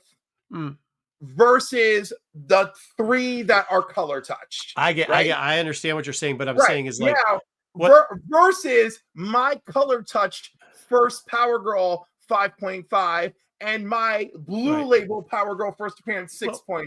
Well, I get what you're saying, but like before their slab, people were still using Overstreet guides and stuff like that, and like you wouldn't have a different color, but it would still be resto, and resto there is a percentage of that no matter what the resto, it's actually a grade. It's like a grade teardown that it does, but like it's going to be, you know what I mean? So like you're saying 7.0, and I get that, but like it's not exactly on the same price as a 7.0 that's non-resto. No, but there's a big difference. I think for the caliber of book, the age, it's cool shit. Right, exactly. Like I think it's so hard to get a 7.0 and it's Alan Scott's first appearance, period. Right. I think that it's a tighter but there's a part of the community that will say it's not a 7.0. They'll still rub their nose in it. As far as I'm concerned, they won't rub their nose in it, but they'll say like it's not a 7.0, right? Like they'll say like that's a misgrade. Like it's not a 7.0 because it's know, but you know, like then why put the 7.0 on there? Like, you know, like it's like I personally don't care. I'm like, I mean, if you want to hear all my grievances with CBCS and CGC, like, that's one of my grievances with CGC is that, all of our grievances are like similar, but my grievance comes down to what you're doing to make me want to spend my money with you, right? And I thought it was poor customer service that I made notes online when I submitted to CGC, that I included the note with my books when I sent it to CGC, and all I asked is, hey, grader, please look into this. Right? They throw that away before it even gets done. Right. But then they didn't even. But I also did the note when I did the online submission. So like it was physically there and it was on the electronic order. Yeah. And I didn't even get so much as a screw you. Like I at least. Well, I think by not paying attention to it and just throwing away, they did give you the screw you. But like, I mean, I hear you. But we just ignored you. Once again, I think the problems with the bad actors, not the company there. Giving purple labels at higher grades than they should be, I think is a serious like conditional problem. Same thing with green labels. Same thing with if you're going to decide if which you're going to. We'll talk about it later. Believe me, I've got some stuff. Please, green labels and like. Hold on, Cliff. We'll green labels and what to do with them live at 11. Yeah, we got it. All right, what do we got next, bud? Oh my God! Well, that was really that was a long ass Bussy Busters. Congratulations, everybody! Thank you.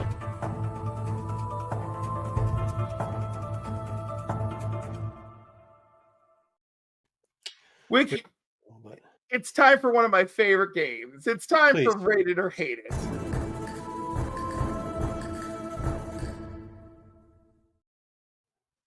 This week's Rate It or Hate It is brought to us by the Cover Price Weekly Top 10 2 years later retrospective from March of 2023. Sir, are you ready? So we're like right after.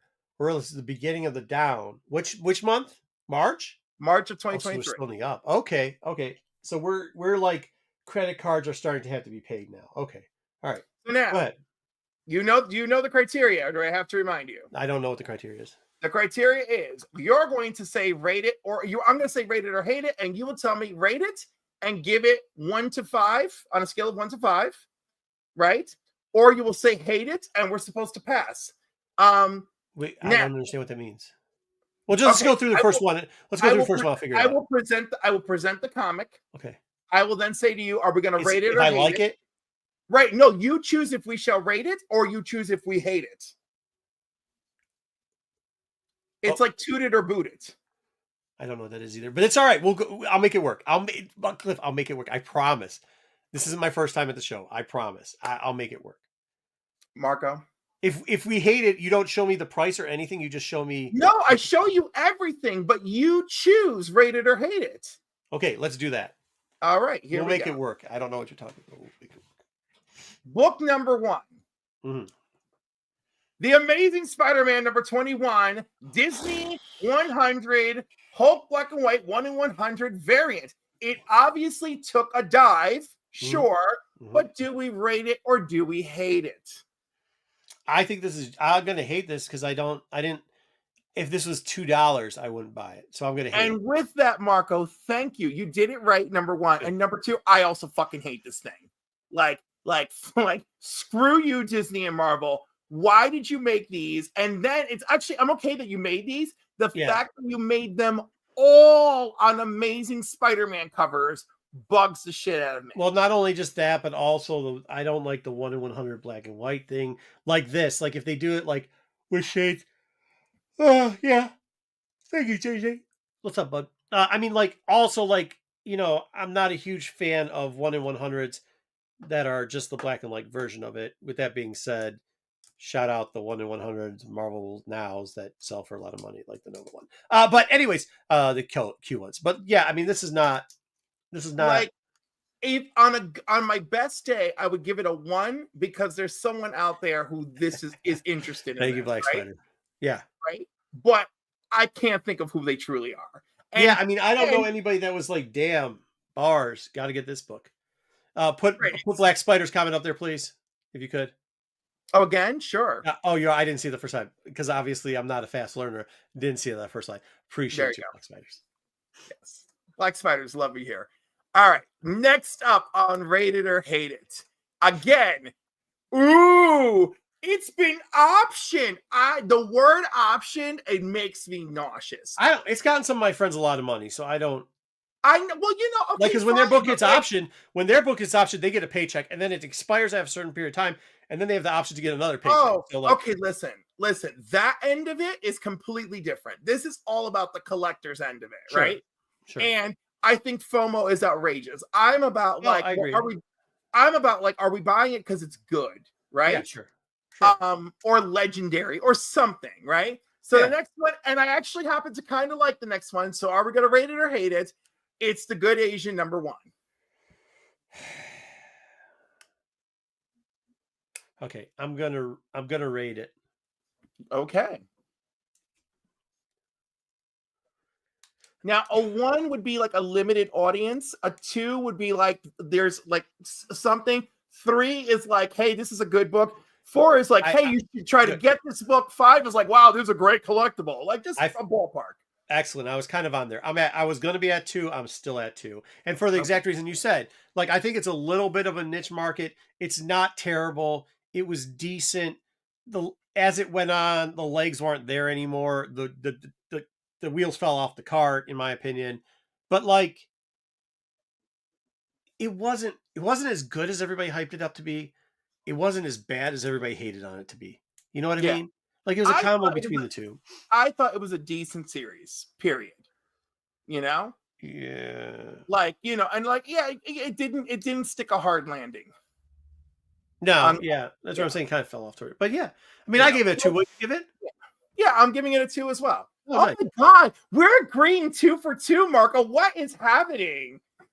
Well, I think you wised up, I guess, is what it is. I don't think so. I think that we just happen to have more in common than we knew before. Good Lord. I've never said we haven't. Now wait. Now the next one is really going to twist my nipples. All right. Everybody, you know what? With clamps on or not? I mean, if we're gonna go that route. With the shirts on. Okay. And also it's Catholic school and it's not a priest. It's your bully. So like a little bit too far, but okay. Keep it going. Trying to paint a picture. Didn't need All it. right. Didn't need the whole fucking Picasso, bro. Now I know I went too Picasso. I should have been more Monet. Yeah, Monet, just do a little dot shit. All right. So the next one doesn't need a big introduction. It's a Damian Wayne book. It's Batman 655. Do we rate it or hate it? I rate it. All right. Oh, I rate this. I actually rate this a 5. I went back and read this in 666, and just the other week we actually on Tack kind of reviewed it over or whatever. And some things don't hold up like we remember it. This might even hold up better than remember it, and it might be because we're getting such crap work, especially out of Batman, but titles. But this is there. You know, there's runs that like the Court of Owls. You know, there's all these runs that you see stuff and you're like, wow, this is better than I remembered it. Like Killing Joke, you always remember how good it is. You go back, you read it, great, right? This one right here is one where you're like, we've seen so much Damian, we've seen so much Batman, you know, we've seen all the other things, the metal stuff, all the other things that go on in it. And then you go back here and you're like, wow, everything I complain about Batman books for the last 5-6 years and saying, this is why Batman sucks. And then you pick this thing back up and you're like, this is why Batman sucks. Like, because this was really good. Yeah. Because this was super good. Like, this is amazing good. Like, if you have a Batman hater or DC hater, don't tell them, oh, you know, my favorite and some niche DC crap that DC fans do, send them to this. It's really good. It's easy to follow. Not a lot of words in it either, Cliff. Do you know that? Like not tons of words on the page. It is Grant Morrison. This issue may not have a lot of words in it. You know, some of them do. Yeah, it gets later on. I know, but you go 665, you go 666, you're all right. You know what I mean? Yeah. So you know, once we hit 700, that mofo is like, I'm making it for lost time. This is the only thing I'll say is like it does kind of suck what they did to this book, because this book should actually be it's good and bad. Like for the collector, it's good because it's, well, it depends. If you picked it up off the shelf, it's not good because your book should be worth more. But they decide to, you know, have the fake argument. What's a first full, first. The book is also only from 2006. Like, this is not like an ancient book, you know? It's gonna turn 20 next year, you know? Yeah, no, I agree. No, I agree with that. But like, it is one of those key books in that like 2006 to 2008-10 range where you start hearing people use first full, and that's, you know, first full just didn't start during the pandemic. It was there before. It's one of the, like I said, me and my buddies argue about first full all the time, and it's like, this is one of the books that get brought up, and it's like, oh well, but you love 655, like not 656, so like, you know what I mean, like you think that's the first. Anyways, not to get too deep into it, but I love this book. 5 out of 5. And once again, I'm going to agree with you because I really, really like Damian, because I really, really like Super Sons, and I kind of like Grant Morrison. But just how they brought him into... But no, like, this was a really good series. This was a really good run. It really was. Good.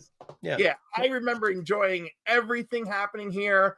RIP got real weird, and so did, but I don't blame him. I am 100% convinced RIP and Final Crisis got weird because of editorial interference.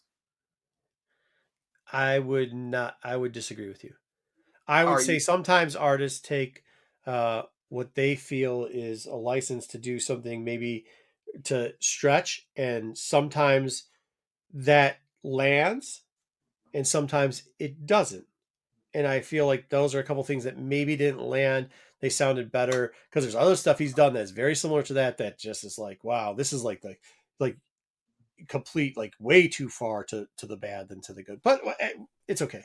I mean, perhaps. But I listen, it may have been that DC was like, yo, dude, like, we are looking at what you're doing and we are horrified. Let's start changing. Because the the sudden art change, J.G. Jones going, oh, I couldn't manage it, you know, at the last minute. I found that very sus for Final Crisis. Very sus. Yeah, maybe. You know? And I was there. And I remember New York Comic Con, suddenly Grant Morrison couldn't appear. You know, all of that happened at the same time. I was like, this is This is it's stressful too, but also during Final Crisis, like the feedback chain is a little bit like, the trolls weren't what we know. Like, we know what trolls are nowadays, right? We well, saw yeah, some but the earlier. trolls still existed then. The trolls were very bad to Dwayne McDuffie. But back that's what then. I'm. But that's what I'm saying. Like how they did the trolling. Like you see a troll now, you can be like, that's a troll. Whatever they say is nonsense. Nobody cares, right? Back then, like it really did. It affected people a lot differently. I think. I mean, I know trolls still affect some people, but like, it's yelling at the sky for me. Like I don't care what you say. Like go ahead. Speaking of yelling at the sky, number 7 on our list. Are we doing all 10 here? Oh yeah, Marvel Superhero Secret Wars number 8. Rated or hated, baby. Okay. Your fan base is going to hate me now. I'm going to rate it. Right. But I'm not sure. I think I'm going to give it a 3. Okay. I think as a comic fan, it's something. You have to know what it is. I'm not saying Secret Wars as a whole is a number 3. This book, however, like first Spider-Man Black, you know what I mean? Like, well, technically it's now the origin of the black costume. Right. I mean, like, that's why it sells. Okay, I don't think it's that. It's a book you have to know. It's a book you have to read. That's why I'm going to leave it at 3. Yeah. I just never was like, it's okay. There's 1,000,000 of them. It doesn't. Him doing the like footloose dance on the front cover never really sold it for me. You know what I mean? Like, not exactly. I know, like my friend Pete, he's diehard, loves this. This is a 10 out of 10 for him all the time. It's for some people. It's for a lot of people. It's not for me, dude. Yeah, that's okay. It's a 5 for me. Look at Double O. I love. That's exactly what I like. Yeah. That's what I was gonna say, but I was trying not to say it. Yeah. I love selling this book. But honestly, like it's a 5 for me because the story is iconic. There you go, Drew. This is an iconic Spider-Man moment, right? Because like, what was it? A whole year of people reading him in the black costume, not knowing where the hell it came from. Fair. Right? Yeah. So like. And by the way, all these things meant so much more. You were locked in. Drew's right too. By the way, if you can put up his comic, this was a way to sell toys. Like, oh yeah, of course. So I think if you're locked into that version of it, then it's great. Yeah. I mean, Matt, that's a good point, and that's why I think it's a 3, because I think you're going to get the cliffs, and you're going to get the end of it, and then you're going to get like the dubs. Which, yes, I love selling this book. And then you're going to get the Drews of like, it's a way to sell toys. And then you're going to get the Pete, who's just like, can't hear any of it. He cannot hear if you don't say this is the greatest book of all time. Right. I'm not saying 5 for greatest book of all time. I'm saying 5 for collectible and iconic.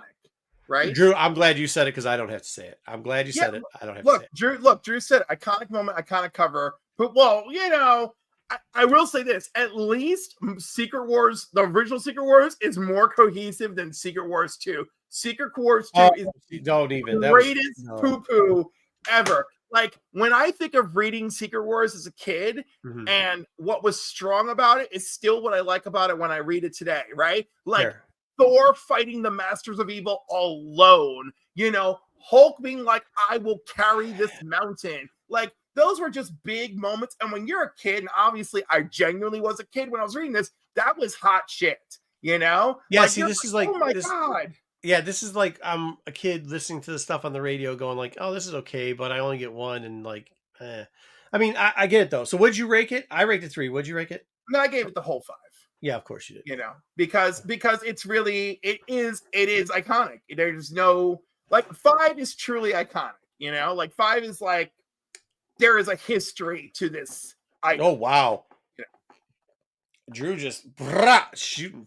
Okay. Well, he just came out. You know what? I may not disagree. I just recently reread it, and it was great. And I went from this hot shit to that was great shit. Great shit. Yeah, some stuff holds up better when you haven't read it for a while. No, I don't know. I mean, I know the cover's iconic. I just don't. All right. Well, now how poo-poo we feel about it. Did you read it as a kid? I read This book I did. Yeah. I mean, not the whole series because like I said, we didn't have money to, like, I just got whatever the guys were done reading and then I'd read and then whatever. So I remember reading this. I didn't have any of the toys because Right. that wasn't in the budget. So, I think that had a lot to do with it. So I wasn't really that tuned in because I think, as Drew said, and you probably remember this too, they'd have the toys after this. They would buy this. It's just like, like Well, He-Man or yeah, no, anything but else. like, see, You I watch the read cartoon and then it. you go store. Okay, so obviously, again, money being an issue, the only toys I could afford were superpowers, right? Uh-huh. And the only time I got them was Christmas, my birthday, and then if they were on sale at the pharmacy or one of the local shopping stores, Yeah, the and blue then light special. I would get superpowers because I was more of a DC guy, and that's all I could afford. It was the only toy line in my house. And the only time anything else ever showed up, like Thundercats or Silverhawks, was again, it had to be a holiday, right? Yeah. Yeah. And that was it. That was the only. So I had some Thundercats, some Silverhawks. It had to be Christmas and or my birthday because I'm a January 1st baby, right? Mm-hmm. And that was it. That was my big score because Christmas and my birthday were on Yeah. top of each other. And it was over. The rest of the year was here's your $4 allowance and suck it. Yeah. We didn't get an allowance, but we had it was blue light special, and then it was what was it called? Layover? Whatever. Layaway. Yeah, that's what it was. So Oh you just yeah. got Oh my Christmas gifts. God. Dude, I did layaway, bootleg specials. Of course, I mean, I It was is working. Black Spiders. It's slow. It's slow Yeah, right now. so I did the working. Well, again, we had what do you call it? We had an allowance when both my parents were working, right? And then of course, whenever one of them was out of work, forget it. It was like, well, now I'm up at 5:30 in the morning delivering newspapers, right? But Fair. my money was my money. So it was like, Yeah, hey, fair. but 90% of the time, Uh-huh. my comic books were my mom. If anyone ever gave her lip about it, she's like, my kid is at home reading comics. And like she's like his English grades are phenomenal. she's just like, and he's not out. She's like, and he's not outside getting into trouble. Yeah. She's like, so it was my, you know what, dude, I love my mom so much. She has sacrificed everything for us. My brother was like really bougie about going to school. He did not want to go to school without designer shit. And she would go on the weekend with him to outrageous places, right? And shake people down. My mother shaking people down to get deals on things, to dress him, to get his ass to spoiled ass to school, right? Yeah. And she didn't have to do that. I remember one time my mom didn't have a new winter coat for like 4 years, right? And like it didn't even dawn on me until like I think my sister mentioned it, and like so like that Christmas, like everything we did was to make sure that my mom got a new winter coat, you know? Yeah.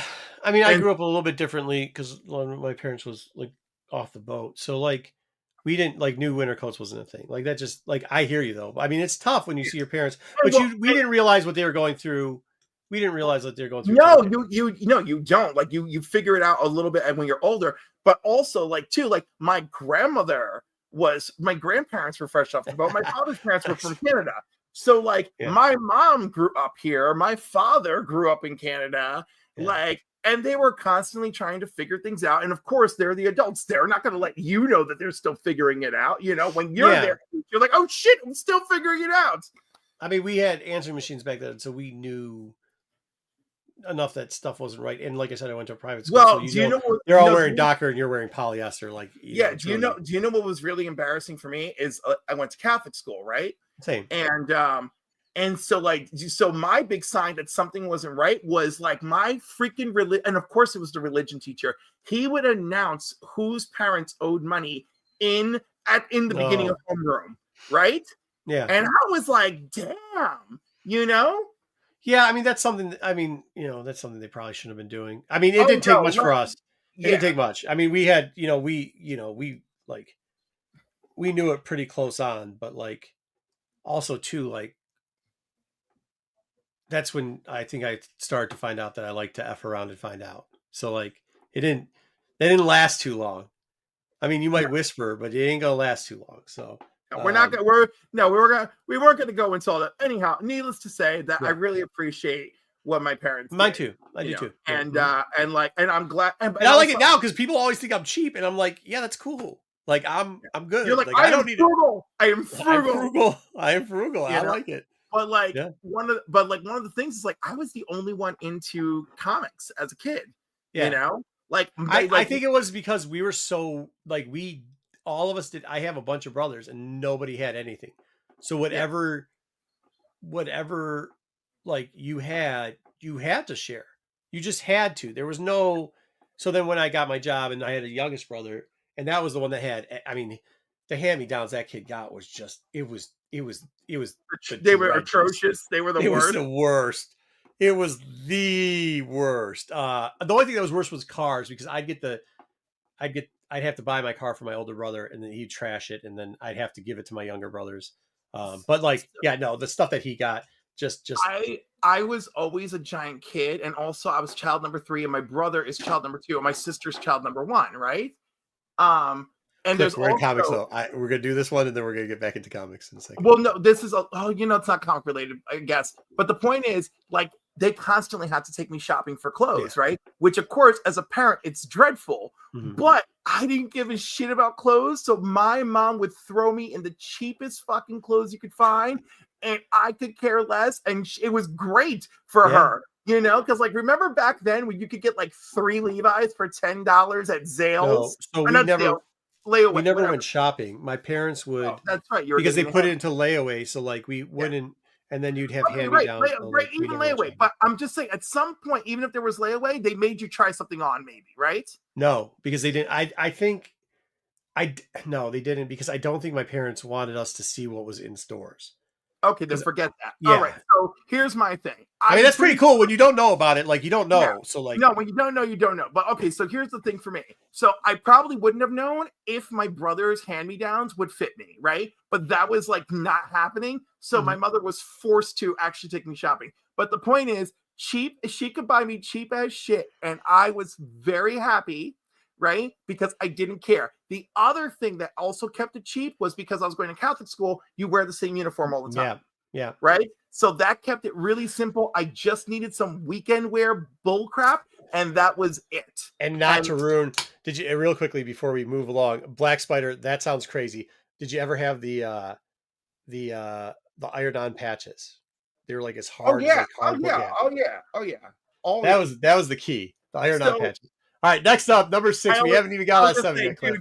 Growing up back then and fighting the line of what is poverty and middle class was insane. Oh, wild. It's wild. Yeah, wild. Yeah. All right, look, it's more Secret Wars. You know Spider-Woman 2, right? Rate it or hate it. I mean, I gotta rate it, but a 1 because I don't care. Like, I get the importance. I do. I get it. I get it. I'm giving it a 2, but only because of for everyone out there like me who actually cares about her. But that's where it begins and ends. Right? But that's what I'm saying. That's a 1. Like, I could, Well, no, because I'm saying I feel like the niche is big enough for a 2.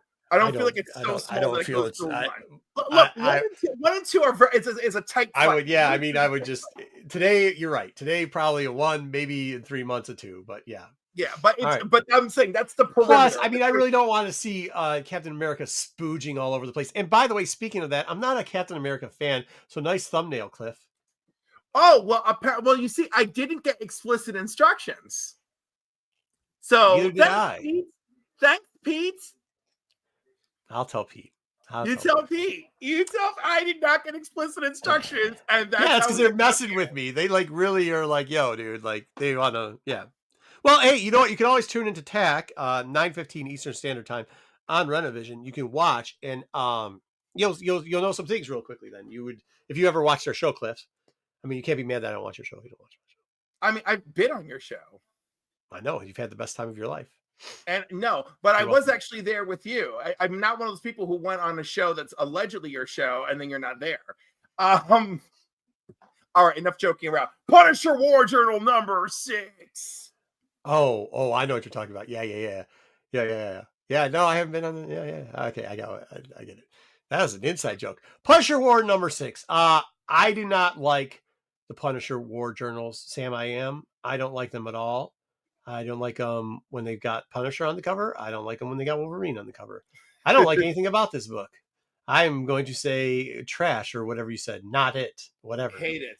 Hate it. I do. Fucking atrocious. All right. I'll. The insides are worse than the outside. I mean, yeah. I will honor your opinion. I will honor your hating it. I probably would have given it a 2. Moving right along, and maybe you're gonna feel better differently about this because we're still talking Punisher. Fucking Punisher journal. They suck. It's Daredevil 183. 5. Wow, what a shift in gears. Yeah, and hold on now though, too. Like this is it's sad because I collect the yellow costume Daredevil. But this is the Daredevil. This and what's the series that he did? The Street series that he did. I love it. I reference it all the time. Sorry, it's been going for a little bit. But Shadowland. This and Shadowland is how I love my Daredevils. Okay. Shadowland, how controversial of you. Well, really? Shadowland's probably the best like street thing that event they've ever done. Like start to finish. It's definitely a pretty good one.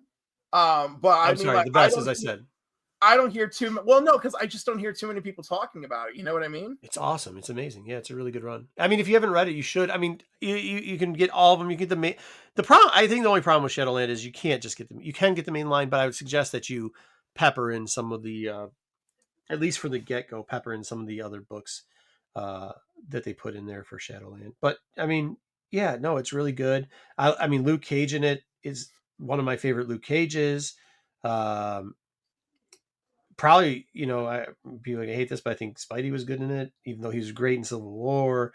Danny Rand was even good. The dragons were good. Like, all in all, I thought it was good. The Ladies of the Dragon were fire in that series, man.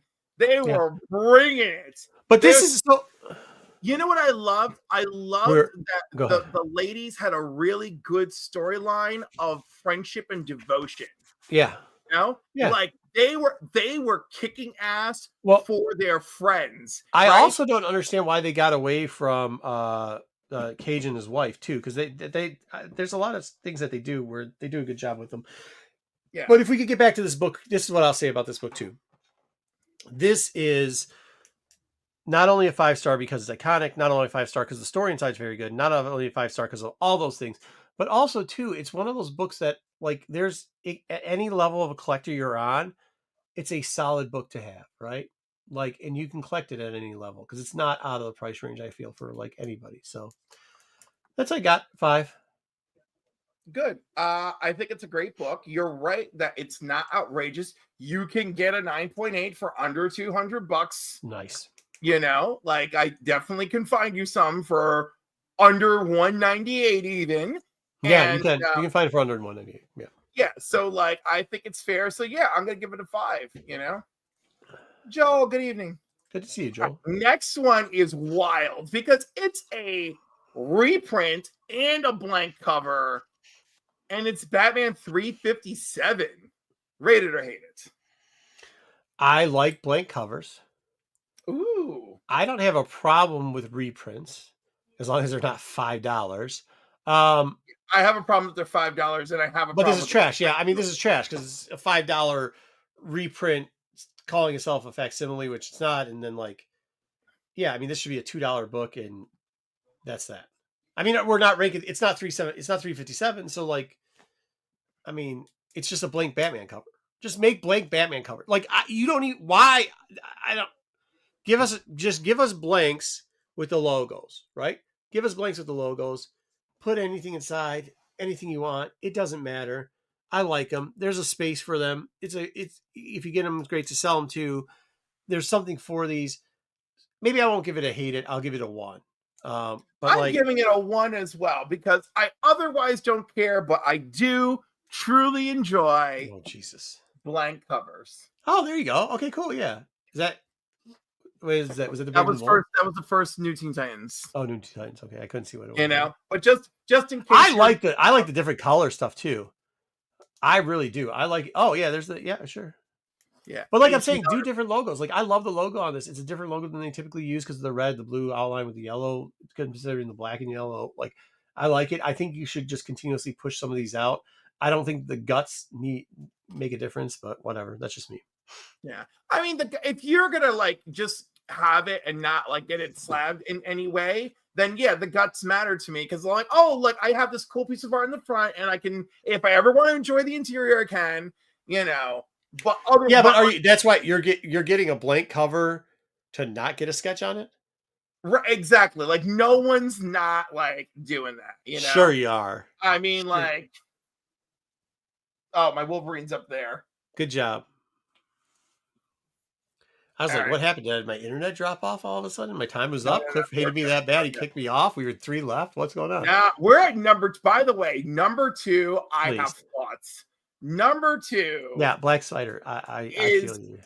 Yeah, this is number 2 is Wakanda number 4, second printing. It's the first appearance of Tosin's ally, not even Tosin, his ally. Oh my god, I almost remember her name.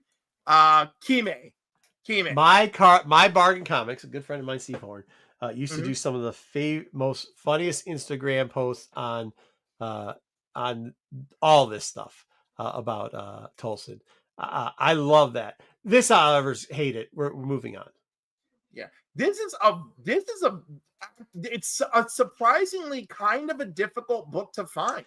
Can be, but I will hate it because, for God's sakes, it's the second printing.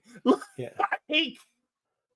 Like if we're by the way, second printings are reprints. I would just like to state that. Yeah, exactly. Like it's like no, like it's still a reprint. Now, can there be some is that her on the cover? Yes. That's her on the cover. Look, it even says introducing Kime. There you go. That's how you know it's your first appearance. Thank you. Which, by the way, I have an ounce of love for this because I do have a Nigerian friend named Kime. So like I just, you know. Fair enough, but like I mean, at some point, so like for the love, so for the fact that my friend has a comic book character that maybe she could enjoy. Okay. Anyhow, the last one is great. No, she's going to enjoy that character, but okay. No, she may not, but at least the character has magic, so we'll see. All right, the next one is Black Spider. There he goes. Never heard of it. There you go. Hate it. There you go. Oh, yeah. I not all Black Spiders. You know, but again, it's still a surprisingly difficult book to get a hold of. So, I mean, yeah, but like, just because it's surprisingly hard to get a hold of doesn't mean it's good. I mean, no, that's true. But you know, I don't remember hating Jim Zub's writing on this either. You know, so I don't know. This is like, now that I've seen it and it irritates me because it's second printing, I may try to like go look at it. But if we're going to talk about irritating and do we like it, do we rate it, or do we hate it, then number 1, first appearance of Dream Spider is truly for us. Deadly Neighborhood Spider-Man number 5, rate it or hate it. This was their number 1? This was their number 1 in March of 2023. Dude, this is why you could sell snow to Eskimos in the comic book industry at that point. Apparently, yes. But this is the one they chose. Well, I've never looked at a cover price list before. It's interesting. I'm just no. Cliff, I'm just no. I mean, there's not. You're just gonna hate on it. Well, I mean, it's a no. Like it's a no.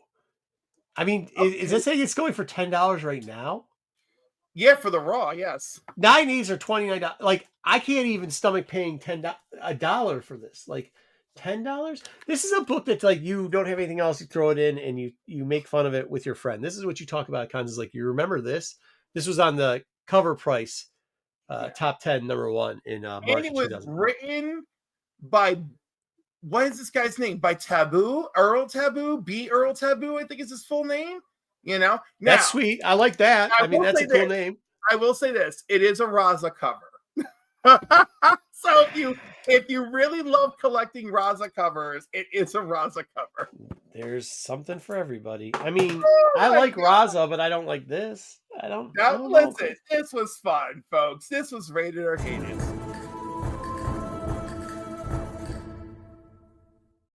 I mean, I think it's like, I mean, I know, but I don't think we're that far off on any of them. First off, and I think like I don't know, dude. It just that's No, a rough no, one.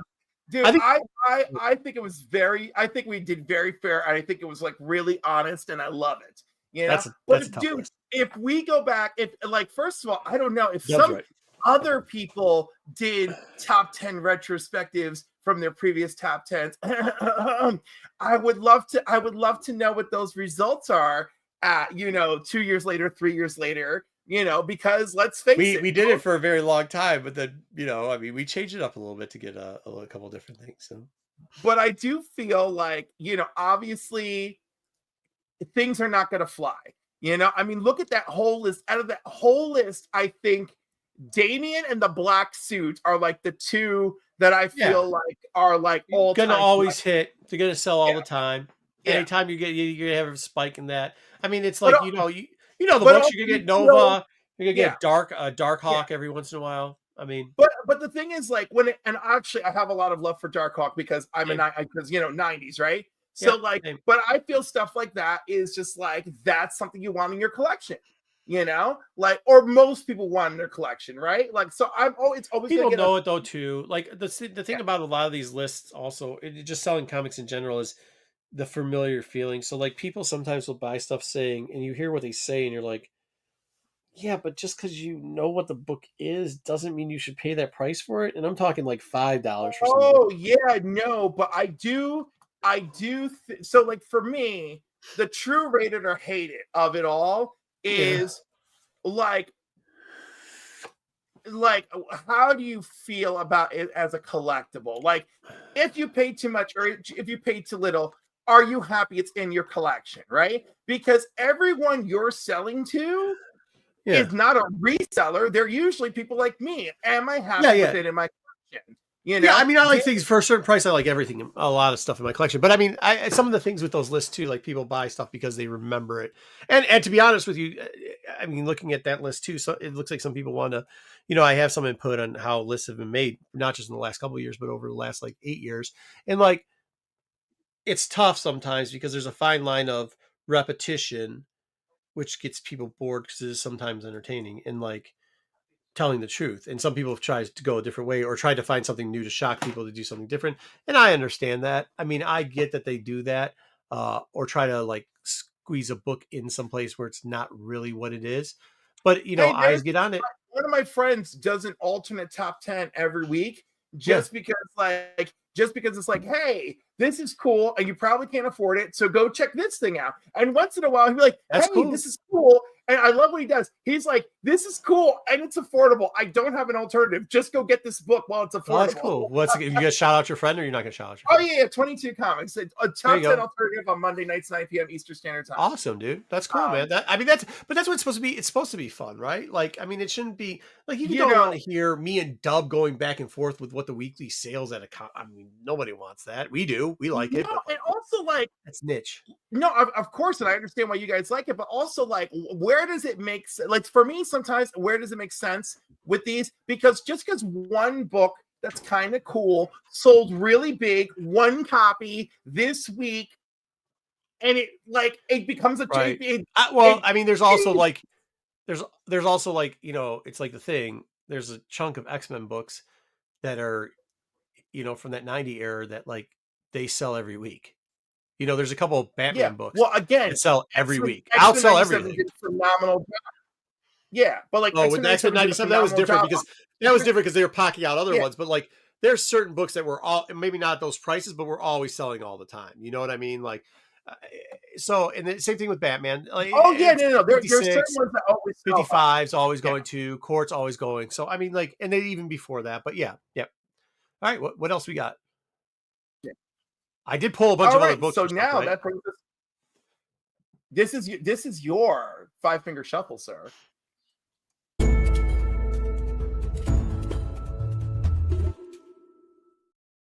All right, so I wasn't gonna do all. Actually, I gotta make sure I got enough books here. How many am I supposed to have? 5, 1, 2, 3, 4, 5. I was gonna do a raw book in it. I was gonna do maybe a couple, but now that I already showed the Spider-Man 2099 told the story, I'm not gonna do that. I'm gonna instead show you books, and the books that I'm all going to show you all have a story behind them, and they're books I would never sell, kind of like the showcase, because that's the way it does it. The first one I'm going to show you is oh wait, I got to read the label on this. Is Star Wars Thrawn #1 Marvel Comics 618. It's the Matina. Now I know for those that don't know, baby. Yeah, Matina 98. The reason why I love this book so much is, one, it wasn't really that popular when it first came out, but I love Thrawn. And this cover, and people know it more now than they used to, Matina maybe borrows some images.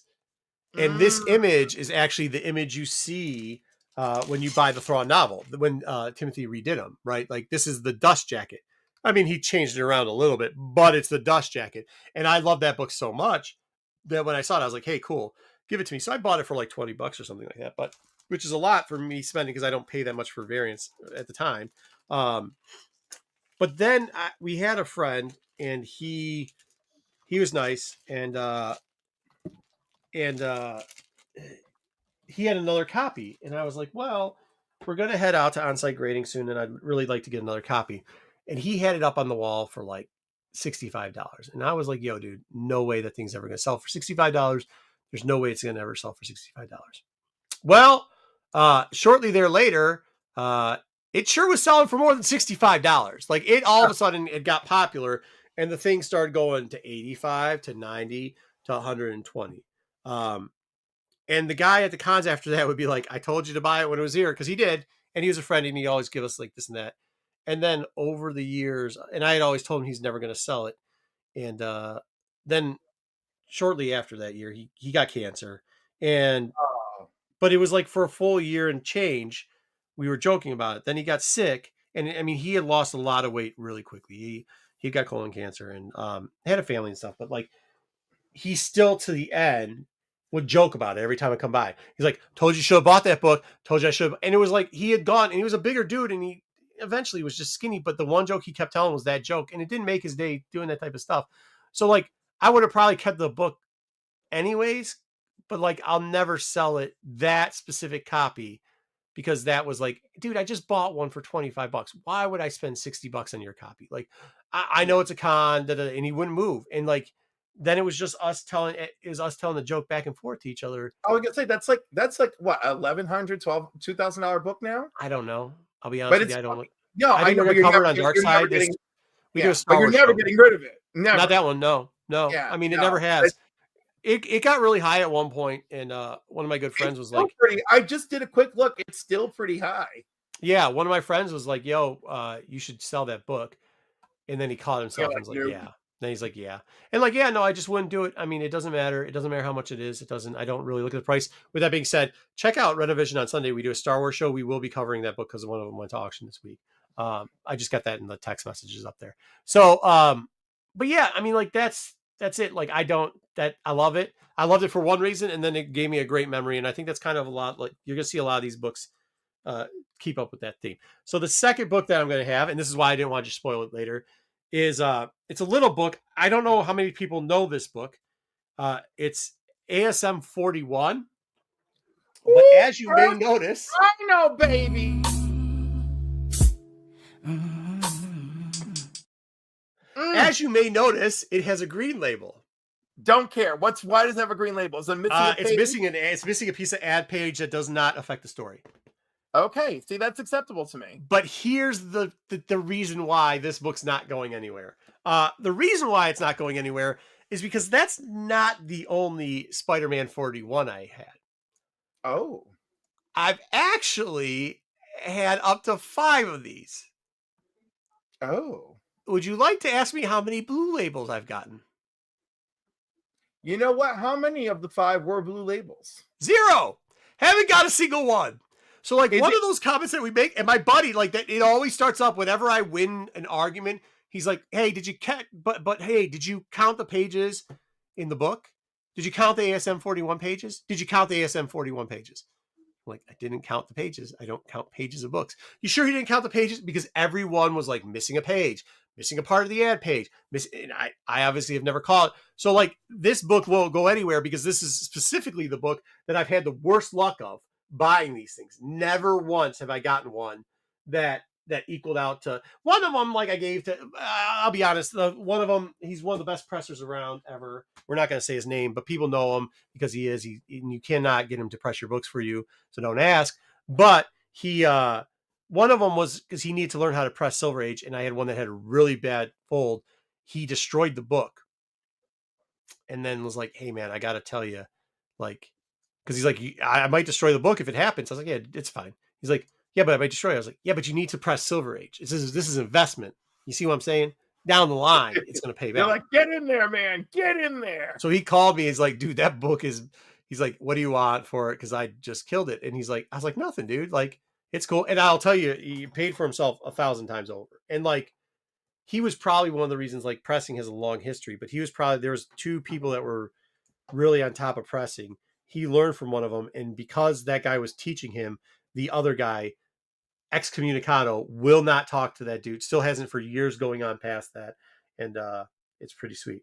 No, so Dub knows this because Dub knows the guy. Dub knows the guy I'm talking about. He's a very good friend of mine, Sean, and like he knows the guy. He's heard the story 100 times, and that's what always comes up is like, yeah, he could find a cheaper book to press out, and it's like, well, I had a lot of ASM at the time in that Silver Age, and more expensive books than that. I needed him to learn how to work on the paper. I just did, and you know, if you're not gonna let your friends do it, why would you let somebody else do it? So that's that book. I mean, you know, I understand. Yeah. And yeah. So, and then my next book, and this one I actually have to read the label for. So I'm going to show it to you first. But the reason why I'll never sell this book is because I have to read the label. Not only because I collect this actual style. Here we go. It's Daredevil #1. It's a 1.0. It's a blue label. It's a 1.0 blue label. But hold on. But it's Daredevil #1. Yeah, look at all that. Okay, look, you got to look closely at this. You see this? You see all that stuff? Okay, cool. I wish I could turn it like that. I don't know if you can't see it there. Yeah, no, okay. it looks quite gunked up on the spine. Yeah, nice, right? The reason why is I would like to read some of the notes, if I may. Let me get a little bit of a light in here where I can read it. I haven't memorized anyways. The spine being held together by tape and a sticky substance. Additional staples, non-original added to book. And then a bunch of stain marks and cut marks and everything else. This thing should not be a 1.0. It should be a 0.5 in blue label. It's got a ton of different, like, just imperfections. The only thing it doesn't have, they say amateur restoration on it, but not color touch. So, like, it has everything that you could possibly do except for trimming it and color touch. And it got a 1.0, which obviously it should never have got. Like, look at that tape. Oh, they mentioned that there's tape on it and tape fell off of it. So the tape actually isn't really attached to the cover anymore, but they're definitely, like, you can see that staple right there. That's not an original staple. They say it's aftermarket staples that were added. I mean, I don't know. I've never gotten a book like this. I've never had this book. Now I know they're starting to do more stuff like that. That definitely makes it a point. Yeah. It makes it terror. Like, you're supposed to, like, if you get the blue label, it's supposed to be that, but I got a 1 on it too. It was graded a long time ago. But yeah, I do collect, mind you, I do collect yellow suit Daredevils, and I have a higher grade than this, but this, I'll sell that one. This one's not going anywhere. So yeah, sweet. I don't know if you guys enjoy that, but I do. I enjoy it. Listen, I love the history, but also it is still Daredevil #1, so also great. Yeah, I mean, it's cool. It's cool. I got 2 left, and now I probably blew my wad on the first couple. So unless we want to go into a different, we'll decide. Okay, let the public decide. Yeah. So the next 2, actually, I'll do this one because he was actually in the chat, and hopefully he's still around. I have a friend, and he knows that I'm a big Macho Man fan. Yeah. Oh, very his name's Steve Horn, and he gives me all the greatest stuff. So he had bought a bunch of these, and the 9/8 pretty much goes for a decent amount of money. And he was like, "Yo, dude, I know you like them. I got an extra 9/8, and just he's like, what do you think it'd go for? I was like, well, they're pretty expensive, blah, blah, blah, blah, blah. Next thing I know, I see him in Baltimore. He's like, hey, I got something for you. And he hands me this book. And like, I have got no affinity besides that I love the Mach to that, but like, I do have affinity for him. And it's a sweet book to have, and a hard 9.8, mind you. It is a hard 9.8 to get. So I really appreciate that. Do you see that? I like how you're like, bring it back into focus. There it goes, right there. All right. And finally, I have a friend who taught me not to walk up to an on-site grading and just dump all your books there and just think everybody was honest. Yeah. I one time was at a con and I went to on-site, and this guy looked at the back of my head and he's like, and as you see, like, this is a Michigan State hat. Like, there's wait, I want to clarify. On-site directly at a CGC booth? Yeah. So they had a CGC booth. It was at Nickel City, and maybe I was a little too trusting, and that was a smaller con. And like, they don't do it. They've only did it 1 year. They don't do it a bunch of years. And maybe I was too trusting, but there's a guy. I mean, I guess that's probably always been my fault, is I'm always a little too trusting, but like, there's a guy, and I've got like, what did I have in this stack? I had like ASM 1 through like 1, 2, 3, 4, 5, 14. I had Giant Size X-Men. I had, what did I have from DC? I had a couple DC books in there. I had a bunch of stuff. I had tons of books. I had a decent stack. I had about 45 books, 50 books. And I put them down on the thing, and I'm trying to fill out the paperwork. And this guy goes, hey, man. He's like, yo, he's like, hey, you put them down while you were filling out paperwork. Yeah. So I put them down while I was filling out paperwork, and they were next to me. And this guy starts distracting me, and he's like, yo, man, hey, he goes, you go Wayne State? And I was like, huh? And he's like, yeah, the Tardans. And it's like, they weren't named that back in the day. And I was like, yeah, but they're the Warriors now. And he starts getting me talking. This guy comes up, and he's like this B-boy. His name's TJ. And he's like, yeah, man, those are some sweet books. I go, oh, thank you very much. This guy keeps spitting in my ear, and I'm like, what the hell is this guy talking about? He's like, man, it's been a while since I saw you. And as soon as the TJ guy, and I've never met the TJ guy before in my life. As soon as he said that, I'm like, oh shit, I know what this guy's saying. I was like, appreciate it, brother. What's good? He's like, oh, nothing. He's like, hey, dude. He's like, is there anything we can help you with? And the guy leaves. He just takes off. And I'm like, what was that about? He's like, those guys are going to try to rip you off. They're going to underbid you on stuff. And if you don't do it, they'll just harass you. And the truth is they did, like, to the point that I had to try to get out of the place with slabs, carrying them like this, a back full. My wife is pulling up in a minivan to try to get me to jump in. And one of the guys is trying to stop me in my face. And I have to say, move or I'll knock you out. Goes to the security guard. Security guard goes, move you. I'd move if I were you. But anyways, so TJ, he had a book. He was going to razz it for those people who don't. Shout out to TJ for being awesome. TJ's amazing, dude. And there's more to the story too. It gets really good, but he's absolutely amazing. Like, was calling me like, hey, dude, they're hawking around, because they would watch when I love that book though. They would watch when CGC would bring in the books. Oh my God, Cliff, we're brothers from another mother. I swear to God. Right, man? Like, see, like, we are of the same coin. We really are. But TJ one time had this book, and he graded it. He thought it was a higher grade, and he just wanted it out of his collection. And I said, I'd take it off your hands for you. It turns out to be Shocking Suspense Stories, #1. It's actually a really clean book. It is also 102. And he's like, yeah, dude. He's like, just get it out of here. It's a cool book. That is a damn good looking 1.0. Yeah, right? Perfect 1.0. I said, I'll take it from you. He says, it's all yours. He doesn't get to as many cons as he used to. We used to be on the road. It was me, him, Sleepy, a couple other guys all the time. But yeah, I mean, like, I'll never get rid of this one either. Like, and that's why, because it always reminds me of like just wild stuff we used to do. At one point, he's like, he was actually an awesome break dancer too. And he's like break dancing on the floor and a whole thing with a bunch of bouncers that we got into, which was fun. But like, yeah, no. So like, I won't get rid of that one either. So that's why I chose those. I probably have got about 10 more I could do the same thing with, but like, those are ones that I don't just put away for investment, or I'm never going to sell. There's probably about 15 books that I have, 18. And you know what? That's a great theme here. That's a great theme, because, you know, I mean, I've had all sorts of themes. I know I've sent you a bunch of videos to try and power through, and I can't. I just don't have the time for that.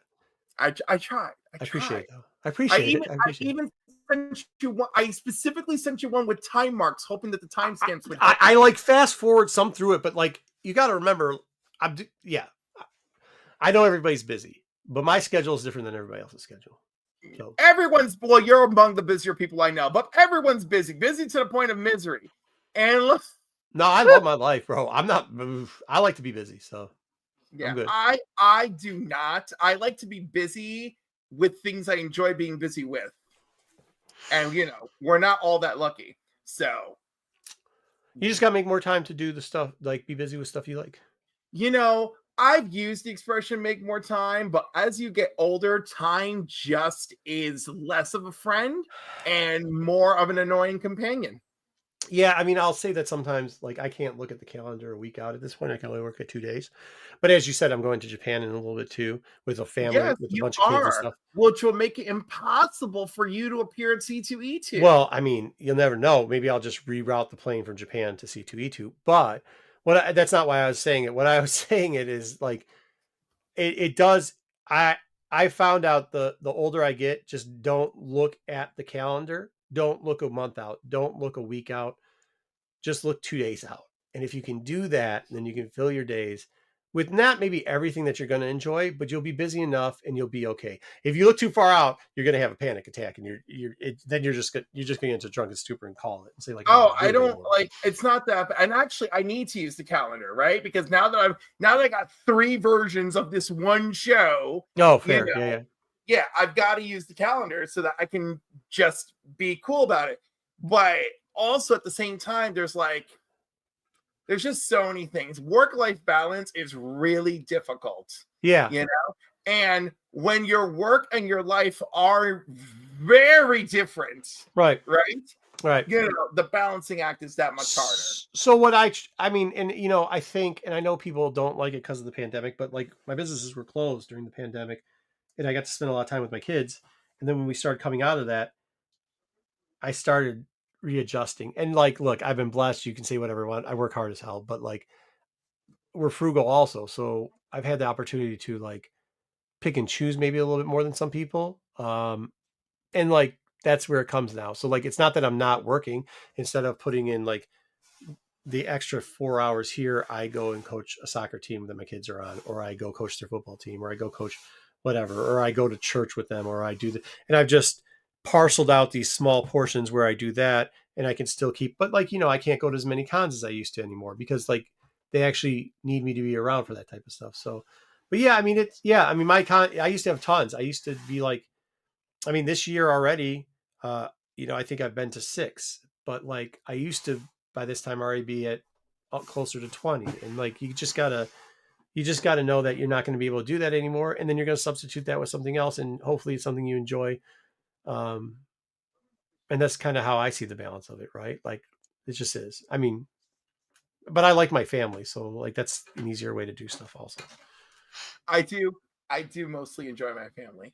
And I will tell you this though, too, like switching up the times, this is why it was hard for me. And I did almost miss the shows because like it's every week. Like I have like an Iron Man thing. I've been to every tech show, been to every Dark Side show, and Dark Side was on another channel for a long time, but it's like 6 years straight, never missing a day. And like, I think that's how I do it. Is like, I put things permanently on the calendar and then I never take them off, because the minute you take them off or the minute you don't do them anymore, then it's like, oh, there's time. It's crazy. What? Yeah, it's broke. Yeah. Right? Yeah.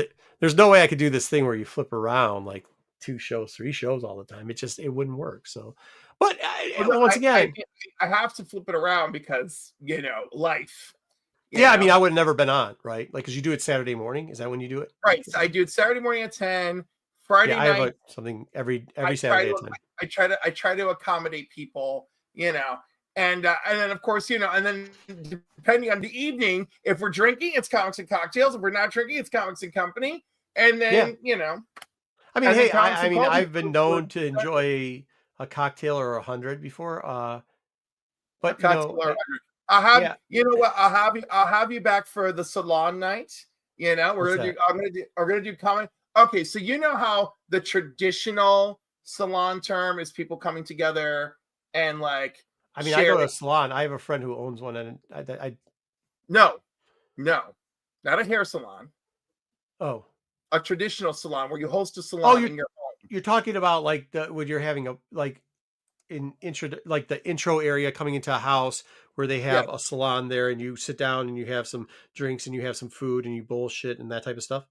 yeah, making it I think they welcoming, start to call them you living know. rooms, but yeah, typically what they Right. Well, call a no, salon. because it's about curating your guest list, Yeah, the creating parlor. Yeah. captivating topics, planning Mm, planning approachable activities. So, like, I want to have a comic book salon one evening and mm. just try that, and then Yeah, we'll have our drinks, cool. and then I'll whip out, and as we drink, I'll whip out the crazy topics that we have to keep managing. That dude, yeah, I mean that sounds great. I'd be more than happy as long as I can get on the calendar, which I know sounds I know how that sounds, but yeah, I mean We'll I'm get it down on for the that. calendar, sir. We'll get it I'm on the down for calendar. that. Well, you know who I hate. Look, I got to give a big shout out to Bruce from Kingdom of Nerds because like Oh, for the Brucey. longest time, I didn't I've had a lot of people probably don't know, but like me and Pete and too, we've helped a lot of people, and sometimes it works out and sometimes it doesn't. But then like I kind of got gun shy because I don't like this is not I wasn't always in front of the camera. A lot of times I was doing stuff behind it, but then like I don't really need this. Like I do it a lot for the boys, right? Like I do it for a lot of the guys that are on our shows and stuff like that. And um I was just like, look, man, we've got enough friends, right? We got enough people we do this for. So whatever. And Bruce had always been like, dude, but you guys brought me on. And I was like, yeah, fair enough. And he's like, and we talk all the time. I'm like, yeah. He's like, there's all these guys out here that just be cool. Like, there's this guy, Cliff, and you gotta meet him. I'm like, okay, fair. And then we brought you on, Cliff, or did we go on his show? No, he made me go on his show. And I was like, oh, dude, this guy's like a home run. And then we met this Brian guy on there too. And I think Brian, like I said, Brian's gonna be on our show on Wednesday too. And I think like that really Excellent. opened us up to like we get sometimes so busy working on our craft and saying like, you know, I know if you've been on TAC before, so you know how this works. It's managed chaos, right? Like there's a bunch of bits we do on there. We use a lot of wrestling terms because that's how we program out the show. A lot of kayfabe stuff like that. And like you get so dead on that, and it brings into all that, and then you're doing another show, and Pete's doing 15, that we don't ever like look over and go like, oh shoot, maybe we should go see what other people are doing. More or less like, hey, dude, there's cool people out there. Maybe we should come hang out with them on their shows. So Bruce is the one who's really gotten us to do that. And like I appreciate it because to be Well, honest with you, Cliff, I love having you on. Like I think anytime we can get you on TAC is a great time, or coming and doing this type of stuff. This is actually really fun. Like it's fun to like not be the character all the time. It's fun to like just BS. And like this is kind of how and we talk talk. about comics. Yeah. I literally I one day I almost broke down and just made a video of like, I only want to talk about comics. That's what I'm here for. You guys drag me into other shit. Like I just want Yeah. to talk about comics. Yeah, I mean, we're moving away from the news segments up front. We're going to start doing more comic up front too, because that's the stuff we spend more time and enjoy anyways. It's not like we're not going to do the news anymore. We No, are, of course not. And I'm but not saying like, that there isn't a place for it, yeah, right? no, there's a place Like for it. like even today when I brought up the CGC thing, it was it was a place of like interest, Yeah. right? Like, and I know unfortunately this particular CGC conversation needs to be a more nuanced conversation, right? Yeah, I agree. But like but also like when I brought it to the table, I brought it to the table with all of that knowledge. Like Yeah, sure. I didn't say let's talk about it because I want to join the gossip train. I want to talk about it because like because I have feelings as a collector, Yeah. and also the stand thing is really hard for all of us who It's tough, man. just It love really comics. is. Especially You if know, you like, I mean, not especially if you, but like, cause I had personal relationship with him a little bit, like it really, it's something, hey, at Kingdom of Nerds, you see what we did, we say something nice about him. He comes rubbing in caps like he wasn't actually watching the entire but we're show. having a good time, sir. We're having a Yeah. good time. Yeah. But I mean, like, yeah, I mean, I know that there's a place for that. There's some other stuff that goes on that we kind of try to stay or steer ourselves away from. And that's just not worth, I hate to say it, but it's not worthy our time, right? Like it's Yeah. just it's not. I know it's weird to say that because to some people it's their entire world, but like it's just not worth my time. I don't care. And I don't have to. So, which is nice. But yeah, I mean, this is fun. So like, thank you to Bruce too for like setting this all up and doing everything. Because if he wasn't like, dude, you really got, and he had been talking about you for a while. And by the way, if you think it's a pain, if you think it's a pain for you to send me stuff to watch to come onto your show to be like, could you review this really quickly to watch it? As you may know, at one point I responded to a message, oh crap, forgot I was even coming on today, even though we were just hanging out like 2 days ago and talked last night, mind you, but still Right. forgot And today. I Right. literally brought it up every time. Yeah, well, I didn't put it on the calendar, so I 100% forgot. I was like gardening with my daughter, but like, but yeah, I mean, like, if it wasn't for him, if you think it's frustrating trying to tailor me down like that, ask Bruce how it is. This guy's been telling me to watch stuff all the time. Just the Cliff alone, like, hey, you should talk to this guy Cliff. You should talk to this guy Brian. They're cool dudes. You know, I just hung out with them. He talks about this other guy about a slab show. That's not my thing. Like, Oh my God, dude. Only Slabs is fabulous, and you should be a guest. You should be a guest. Okay, so here's the thing. And let me tell you, do you realize everything that goes on his channel, like all the super chats and everything, it all goes to the American Cancer Society. Sure. Hey man, I get it. So I understand. I would love for you to be on. Just I don't. So good cause that you'd be doing. Yeah, I'll just send them an envelope because I doing this. Like, I know it looked pretty natural, but like just doing even the like showing the stuff off that's personal to me, like I don't like doing that. I don't like I don't like the showiness of the comic book industry, right? Like, I'm not a guy who watches videos of people showing comic books. I don't particularly like it. I'm not good at it. I understand that. Enjoy you. Listen, I can coach you through it. I can coach you through it. But I don't want. But once again, that's like one of the things where I'm like, I don't have to participate in stuff I don't want to, and like that's one thing. I'm just trying to encourage you to do something fun that people enjoy, and I think some of your viewers would enjoy it too. They probably would. They probably do, and I try to do a little bit of that, but like I also have to make it where it's tolerable to myself. And like this is probably as far as I'm going to go out with it. Like, I mean, you're killing me. I know, but like it's not like I don't. I'm just. And the guys tell me all the time. Ask Bruce. They always tell me they're like, God, this, that, the other thing. Blah blah blah blah blah blah. Dude, all I'm going to say about Only Slabs is like it's not jumping out of a plane. You know, I know.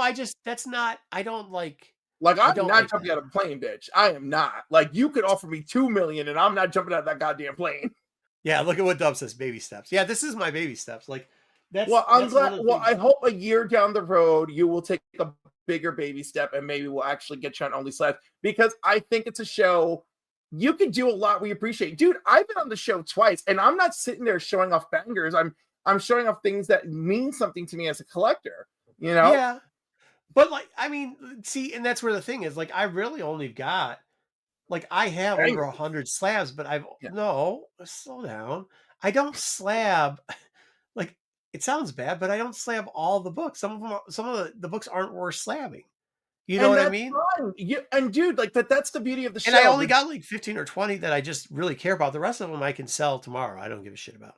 Then bring the 20 that you care about. You know, well, you already saw 5 or 6. Well, that's what I'm saying, but that's a whole different audience that could see 20, and of course the audience will be donating to a wonderful cause, and like it's a nice thing, and the hosts are really cool hosts. I'm just saying it's a good time. No doubt. That's why I want to tell you. This is why I also think, Bruce, meeting you is like, it's cool to see, like, because I'll be honest with you, some of my experience with some people that are on the internet are not, they're just fake and it's terrible.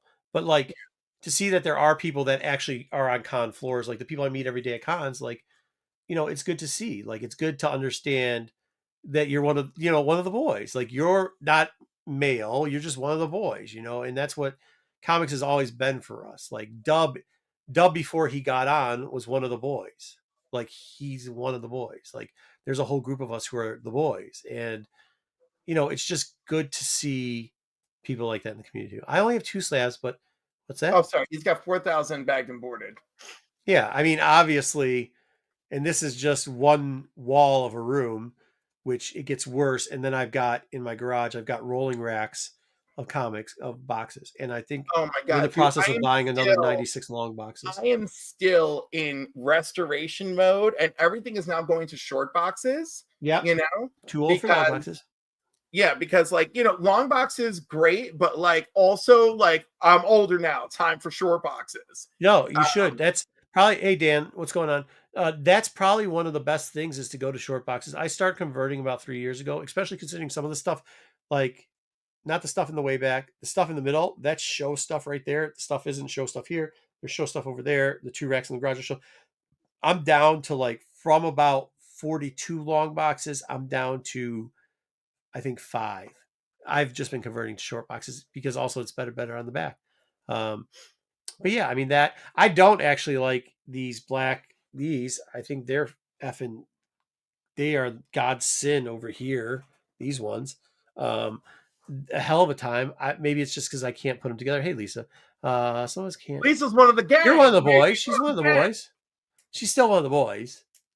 Yeah, I prefer the gang. One of the gang. Oh, whatever. I mean, I don't gang me no gang gang. You know, I don't gang really, bang. Like, dude, it's really funny because like at work, like we're trying to use more inclusive terms for such a diverse group of clients, right?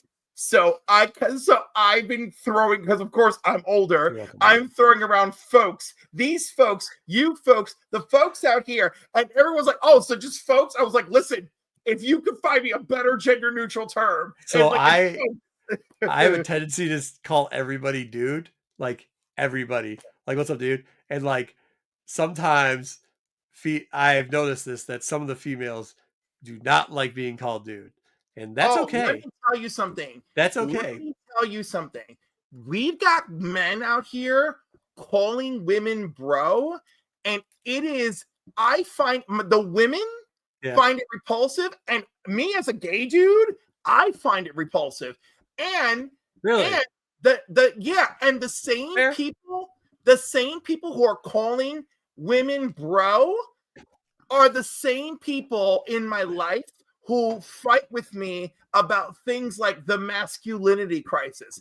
And I'm like, if you think that there's a masculinity crisis, one thing where you're failing in that is calling women bro.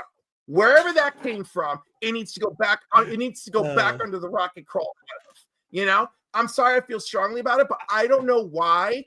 Look, hey, it's everybody's got the trigger word. I like Ryan Riley's comment though. If you could, oh, of course, you could be a member without having a member. There you go. That's all I'm saying. That's kind of all I was saying, and I understand that, and I wouldn't do it. I wouldn't do it. I wouldn't like if you're like, hey, don't call me dude or don't call me bro. I get it. Yeah, but also too, I mean, like, yeah, I don't care about that other shit. If it's in your friend group, excellent, right? Yeah, but, for sure. But let me give you one example. When it's your ex/mother of your child, I just don't feel like that's a good play. Well, I mean, if your exes, there's like, I mean, like, I don't call my wife bro, like, it's kind of jokingly sometimes. Right, I don't like, and this same person who I most recently fought. It seems like you got a problem with the person though, but I don't like to. I definitely have a problem with the person because Chief is what I hate. I hate the Chief one.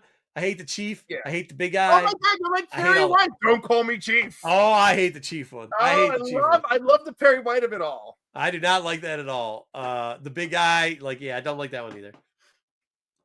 Oh, I get big guy a lot. Yeah. Comic books are for. Oh, Joe, I love you. I love it. They are. I mean, they're for everybody. Some people may not be for them. But yeah, I mean, I like it. I'll just say, like, yes, comics are for everyone. Yes. What's up, brother John? I love you. What? Well, you flashed it so fast we couldn't even see what he said. Put it back up there. What's going on, buddy? What's going on, brother John's Comics? Nice. Are you? What is that? A Rucker, a Houston hat, or a Rucker hat? I can't see what that is. Looks like he is. H-Town? That one. Oh crap! I forgot. Let me see. Yeah, I'm not a sporty person. Otherwise, I might have. That's all right. It's not for everybody. It's just like comics. Yeah, maybe Houston. Looks like it. I like the wear in there, John. Looks good. But anyhow, I do want to say comics are for everyone, but not every comic is for everyone. Yeah, that's true. And that's what's really true. Oh, cool, cool, John. And that's what we should be. That's what we should be safeguarding in comics, right? Is that like comics are for everyone? It's just not every comic is for everyone. Like, I mean, there's probably a comic out there for everybody in some way, shape, or form. There is. There is. I think there is. I mean, I think there is. I just think, I don't know. like the problem with saying we're going to safegate something or something is like then everybody gets opinion on what they think they should be safegating. So you should probably just. Oh, no. I said safeguarding, not gatekeeping. Yeah. Different things. Well, I mean, yeah, I get it, but people interchange Like, sometimes. well, to me, it's a different thing, right? For me, safeguarding is about an environment of inclusivity. Gatekeeping. Ryan, I feel Ryan's my brother. Me and Ryan might be twins. I mean, yeah. They didn't like that either, huh? Yeah, that ain't not a shocker, brother. I assure you, no one likes woman. No, brother, not a shocker, not a shocker. Ah, thank you. Go green, go white, Sparty on. Appreciate you. Good game today. Sorry, there's a basketball game. The Big Ten Championship's happening. Michigan State beat Oregon today. Cliff, just so you know. And then I got the Michigan State fishing hat too. Yeah, you're speaking nice. Russian. That's got beautiful. Little fishes all over it. Dope. It's Russian to me, but like I appreciate. Well, I also live off a lake and I fish a lot. Yeah, no, that's kind of neat. You know, yeah. I mean, my sister's an Ohioan. You know, and so like go America. Go. Is it? Because I don't know. Florida really does run a good doesn't count. If you're shaped like a dick, you don't count. Limp dick, sorry. If you're shaped like a limp dick, I've got nothing bad to say because everyone has welcomed me with open arms, and that is amazing to me. Yeah, it's good. No, that's how it should be. I will tell you this, Cliff. You can come to the compound and you can go fishing with me. It'll be fun. We do this one thing. You're 6'4". You'll be great. We spearfish. I'm 6'3", but I can handle it. You don't have any wildlife. You don't have like lions and tigers and bears, right?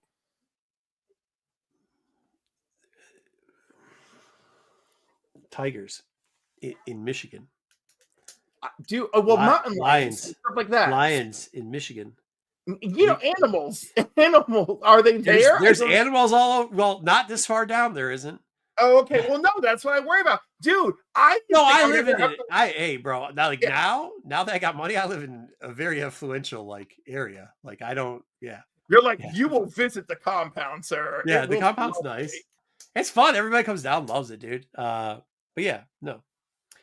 No, it's not baseball, Joel. We're talking basketball for a little bit. No, he said sports ball, and I was like, and because that's one of my lines. I'm like, oh, you guys and your sports ball, and because I really don't know, and it's tough. It's tough for me to care. Oh, dude, that's awesome, John. Look at that. The Bears are all that matter to me. Yeah. Oh, my cube neighbor at my work. Her son was a kicker at a Michigan. He's State. A kicker at what's his name? The kicker at Michigan State for the field goals. That just nice. Yeah. Good luck to him. Hopefully he gets it. Yeah, like I don't really understand or care, but like I also know enough to like be like, well, that's it's really hard. Cool. Even to get invited to the combine for a special T position is like kind of tough. So I'm sorry, special T position? Special team. Team. Oh, yeah, like he punts and kicks, so there's only 2 jobs he can do in 36 teams, so there's 36 jobs that he's competing for. They're gonna take maybe 1 guy, maybe 2. So, as long as you could get past your. No, let's not do that.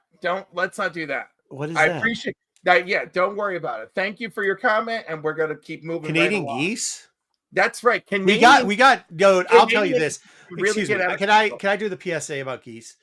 I understand that because of migration patterns, it's changed, and maybe some people in the South think that there's a problem and not enough Canadian geese shit because all geese do is shit everywhere, right? So maybe they think there's not enough geese shitting all over there. But I will tell you, as a Michigander, these Canadian geese, they shit all over the place. My dock is full of shit. It's shit. You can put fake wolves out there. You can have noises. They don't care. They shit everywhere. Enough of it. Let's start shooting some of these geese. Or if you don't like to hunt, geese. Let my cousin's 2 dogs handle all of it. They attack them out here. They are wild, bro. No, my cousin's 2 dogs are like, they're named Finn and Poe, by the way. They're so sweet. You get the reference. Yeah, and like they're so sweet. But when they see those geese, they are like, no, turf. It is so adorable. And the geese snap at them and bite their tails, and the dogs are like, I will kill you. So Poe went for one of the throats. It was a whole adventure. It was really That's something. good, because out here, if you get caught doing that, and there's any damage done to it, it's like 5 years in prison, bro. Well, yeah, but that's if you actually shoot it. Not if, oh no, my No, dog. no. If you cause damage to them. So Oh like well, if you let your animal wild, the geese. No, the geese landed in her yard. The geese landed in her yard. go prove that to DNR. I don't know, man. So like, I guess Hey, I'm just saying, make sure they get a shovel and bury that shit real quick. Or start roasting the shit. Yeah. Yeah. Yeah, I mean, it's a goose, I guess. I mean, yeah, roast that mother. Listen, baby, turn that shit into a Christmas carol that night. That's a good idea. You get the reference, right? Yeah. There you go. All right, so you promote yourself now. What's that? Anything you want to promote now? Yes, I know Cliff does a wonderful job here, and there's tons of creators out there. But if you feel like it, please go down to Rennavision. That's RENNAVISION. Check us out over there. There's we do the CBSI Top 10 every week. We've got a plethora of live shows that give you a variety of different personalities. You'll probably find one that you enjoy. Some of them are pervs, and they like perv stuff, and some of them are old, and they like old stuff. Some of them, they're just crazy, and they cuss a lot. And have Cliff on every once in a while and do all these gimmicks and that he doesn't get. And then you've got just wild shows where they'll do whatever they want. And then on Sunday, you have a Sunday show. But we're there. We have live shows on Wednesday. All our shows 9:15. All our lives start at 9:15. Wednesday, we have just our general Wednesday show. Covers a lot of cool stuff. Covers some comics. And you might see Cliff there every once in a while. Then you're about to kill me because I don't know the schedule. When does the top 10? Is top 10 today, Friday? That's tape, but afterwards is qualified. Today was hard case, whatever that was. Nope. Okay, I'm not good at this. Saturday is SNS. Friday is the top 10. We do the top 10, which is a tape show. And then immediately after that, we have something called Qualified, which has got a bunch of old dudes talking about older books and sometimes newer books. Joe and Bruce are on that. And I'll tell you, this Joe guy, Joe Doolin's amazing. Bruce, mid. Oh, I've been on with Joe and Bruce. It's okay, there you go. Yeah, right. Got a lot of knowledge, a lot of comics. Talks about it's 9 p.m. stuff. Eastern, correct? Yeah, 9:15. We do it all the time. EST, Eastern. And then after that, Saturday SNS. That's just like a party. They hang out all the time. Crap's wild over there. They at one point mistook, as Cliff found out last night, they mistook a certain Steve as a gimp and not as a famous comic book artist. So that's always fun. Never know what's going to happen there. And then we have a Star Wars show. It's very niche. That one's brutal. Yeah.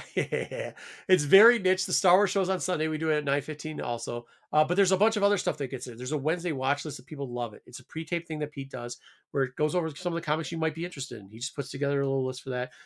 He does stuff like ghost books sometimes. He does dollar bin digging. We try to cover a spectrum of no matter what you like, we've got a show for you. So please stop by at one point, check it out. If you like it, give us a thumbs up and a sub. Appreciate it. Oh, also check out Kingdom of Nerds. Got stuff out all the time. Of course, Brucifer, baby. Go check him out. Yeah. This Wednesday, because I saw him in the chat, Brian LCS, he's going to make his debut on TAC. We cannot have Cliff on because the last time me, Cliff, Brian, and Brucifer did a show, it was the Marco and Cliff show, and nobody else got to talk. So, no, Brian deserves his limelight. Absolutely, he does. So we'll be talking about a couple things over there. He could tell you about the Kickstarter for the second issue of his comic. He could talk to you about the CBC Awards. He could talk to you about all sorts of wonderful things he's involved in. Okay, so this is interesting. So like right now, I was telling you, Joe does good stuff. They're talking about hot crime comics tonight. So it could be that could be like the crime era of the Silver Age all the way up to current crime books like Honey Gun or something to that effect. I mean, they cover it all.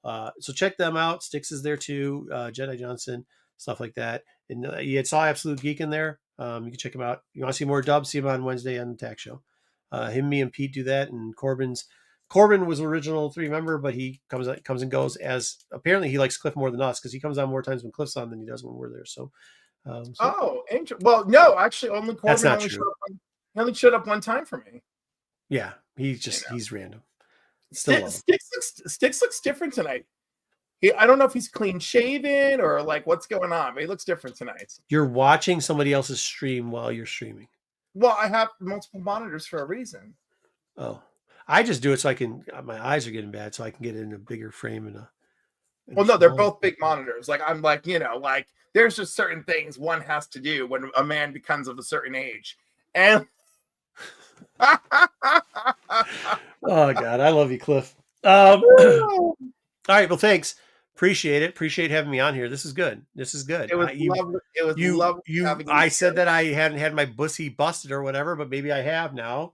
So maybe I'll show up on some other really, and you really have, because like Bussy busting just means that your butthole quivered with excitement.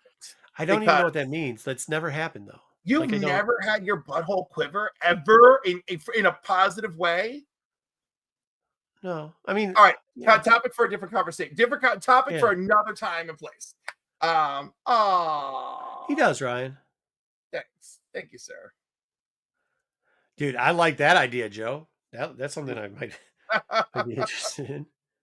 All right. Good Lord. But I have to finish off a novel before Sunday for Star Wars. So, Cliff, I thoroughly enjoy the time you have here. Hopefully I can come back one time. I heard I was only invited one time and never again after that.